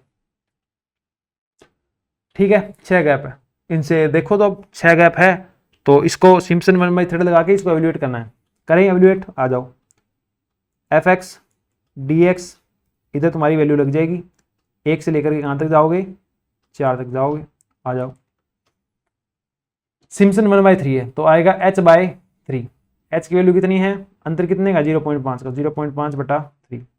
इधर आ जाएगा y0 प्लस y6, पहला और लास्ट, पहला कितना है 3, लास्ट कितना है -3, तो ये हो जाएगा 0 प्लस, उसमें सब के 2 लगे थे, इसमें सब के 2 नहीं लगेंगे, इसमें 2 लगेंगे सिर्फ इवन वालों के साथ, मतलब y2, y4, y6 तो आएगा नहीं क्योंकि 0 और 6 तो इसमें गए, और बाकी सबके साथ 4 आ जाएगा। ठीक है, 2 गुना 2 और y2 प्लस y4, y2 1 और y4 2, तो 2 इंटू 1 प्लस 2, 4 के साथ जो बच गए वो इसको यूज ले लिया और इसको यूज ले लिया। 4 के साथ क्या जाएगा, 3 प्लस 0, 3 -2 प्लस 1, 4 के साथ क्या जाएगा -2 प्लस 0 प्लस 3, तो प्लस 1 बच गया। तो करो सोल्व, 0.5 बटा 3, 3 से 3 0, 3 दूने 6, ये प्लस 1 इंटू 4, तो 4, तो ये आएगा 6 4 10, तो उत्तर आ गया अपना 5/3। तो इसका उत्तर क्या आएगा, 5/3। ऑप्शन नंबर क्या आ जाएगा, 3 आ जाएगा। नेक्स्ट क्वेश्चन देखो, to determine solution of function f x is equal to 1/x - 4 is equal to 0 by Newton Raphson method if we start with the initial value. Initial value कितनी है, 0.2 है, then after the first integration the value of x will be. देखो x जो n+1 होता है ना, ये आता है xn minus f of xn बटा f of derivative of xn, ये वैल्यू आती है। तो करो, xn का मान कितना है 0.20 माइनस 0.20 के ऊपर फंक्शन की वैल्यू कितनी है, ये रही फंक्शन की वैल्यू, तो 1/0.20 माइनस का 4, ये फंक्शन की वैल्यू, फंक्शन के डेरिवेटिव की वैल्यू, डेरिवेटिव कितना होगा माइनस का 1/x स्क्वायर, x स्क्वायर के अंदर x की वैल्यू 0.2 और इसकी स्क्वायर। सोल्व करो, माइनस माइनस प्लस 0.20 प्लस 1/0.2, 5 - 4 1 बटा ये आएगा 1 और ये ऊपर जाके बन जाएगा 0.04, तो ये 1 बन गया, तो ये आ गया अपने पास 0.20 प्लस 0.04, तो उत्तर आ गया 0.24। ये न्यूटन रैप्सन वाला फॉर्मूला तुम्हें पता होना चाहिए, ठीक है ना। xn+1 is equal to xn minus f of xn divide by f dash xn। Next question देखो, आर के मेथड है। In R K method we know that del y is equal to 1/6 k1 + 2 k2 + 2 k3 + k4 with symbols having their usual meaning. Using this method we wish to find an approximation value of y when x is equal to 0.1, x का मान 0.1 है, given that y is equal to 1, x का मान 0.1 है तो y का मान 1 आ जाएगा। when x is equal to 0 and dy by dx is equal to this. In this form problem value of k1 and k2 will be respectively. Take step length of 0.1, मतलब h का मान 0.1 लिखना है और तुम्हें क्या निकालना है, k1 और k2 निकालना है। क्या होता है k1 और k2? k1 होता है इसके अंदर h गुणा f ऑफ x0, y0, और इसमें होता है f of x0 plus h by 2 और y0 प्लस k1/2, यही होता है मेरे हिसाब से। तो देखो बाकी कैलकुलेशन करते हैं, आंसर जब पता चल जाएगा। h का मान इंटरवल कितना है 0.1, f ऑफ x0। स्टार्ट किससे कर रहे हो, y1 है और x0 है स्टार्ट के अंदर, तो ये 0 है और ये 1 है, तो f01 फॉर्मूला कहाँ है, ये रहा x + y, मतलब जोड़ लिखना है सीधा, तो ये आ जाएगा 0.1 इंटू इनका जोड़ कितना है 1, तो ये आ गया तुम्हारे पास 0.1। तो 0.1 यहाँ पे नहीं है, यहाँ पे है, तो तुम्हारा ऑप्शन नंबर कौन सा सही हो जाएगा, सेकंड सही हो जाएगा। k2 की वैल्यू और देखो, h का मान f ऑफ x0 का मान कितना था, 0 था, प्लस h/2, h कितना है 0.1, 0.1 का आधा 0.05, कोमा y0 का मान कहाँ है, y0 का मान कितना था 1, प्लस k1 का हाफ, k1 कहाँ गया, ये इसका हाफ है 0.05, तो ये हो गया 0.1 इंटू, इनको ऐड कर दो पूरों को, 1.05 प्लस 1.05, तो ये बनेगा 1.1, तो ये आएगा अपने पास 0.11। तो k2 की वैल्यू कितनी आ गई 0.11, तो इसका आंसर क्या आ गया, ऑप्शन नंबर 2। नेक्स्ट क्वेश्चन देखो, if delta is the forward difference then the value of del tan inverse x। देखो डेल जब भी किसी fx पे लगेगा ये क्या बना देगा, fx प्लस h माइनस का f ऑफ x, तो ये अपने को tan इनवर्स पे लगाएं, del of tan inverse x, ये बनेगा tan inverse x plus h minus tan inverse x। अब देखो tan inverse a minus tan inverse b का फॉर्मूला क्या होता है, ये होता है tan inverse a minus b बटा 1 प्लस ए बी। कर दो सोल्व, क्या बनेगा आगे, tan इनवर्स x से x गया तो ऊपर बच जाएगा h और नीचे 1 plus x square plus hx, तो माइनस वाले काट दो दोनों, ये बच गए, इसमें से भी h वाला बचेगा ऊपर, तो ऑप्शन नंबर क्या आ गया, 1 आ गया इसके अंदर। इस तरीके से हमने ऑलमोस्ट तुम्हारा पेपर जो 2 था उसके भी लगभग, इससे पहले वाले लेक्चर में लगभग 60 क्वेश्चन किए थे, इसमें भी अपन ने मुझे लग रहा है 55 क्वेश्चन डिस्कस कर लिए हैं, ठीक है, 55-60 इसमें भी कर लिए होंगे। अब जो बचे हैं उनका मैं एक सेपरेट लेक्चर बना दूंगा, तो उसी के साथ अपना आरपीएससी एपी का जो पेपर डिस्कस कर रहे हैं वो सीरीज जो चल रही है वो क्या हो जाएगी, पूरी हो जाएगी, और डिस्कशन क्या हो जाएगा, पूरा हो जाएगा, ठीक है। तो अपने चैनल के जो इनिशियल डेज है वो काफ़ी सही चल रहे हैं, आगे भी मैं काफ़ी प्लान कर रहा हूँ कि जो तुम्हारे पास 1 जुलाई से पहले एक बैच स्टार्ट करेंगे, फ्री क्रैश कोर्स का बैच होगा वो, ठीक है, कंप्लीटली फ्री रहेगा, यूट्यूब पे रहेगा। लगभग ट्राई ये रहती है रेगुलर क्लास हो तो रेगुलर क्लास लेने की भी ट्राई रहेगी, मतलब रिकॉर्डेड फॉर्म में ही, और बाकी देखते हैं क्या होगा। सपोर्ट करते रहिए, चैनल को सब्सक्राइब करिए, अपने दोस्तों के साथ शेयर कीजिए, घर वालों के फ़ोन से सब्सक्राइब कीजिए। टेलीग्राम चैनल के ऊपर पीडीएफ मिल जाएगी तुम्हें, जो भी कंटेंट पढ़ाया जाएगा उसकी, तो टेलीग्राम चैनल डिस्क्रिप्शन में दिया गया है, लिंक दिया गया है उसका, उस पर क्लिक करके टेलीग्राम चैनल को ज्वाइन कीजिए। बाकी सपोर्ट करते रहिए, पढ़ते रहिए, खुश रहिए, मस्त रहिए। मिलते हैं नेक्स्ट लेक्चर के अंदर, तब तक के लिए thank you, bye bye bye.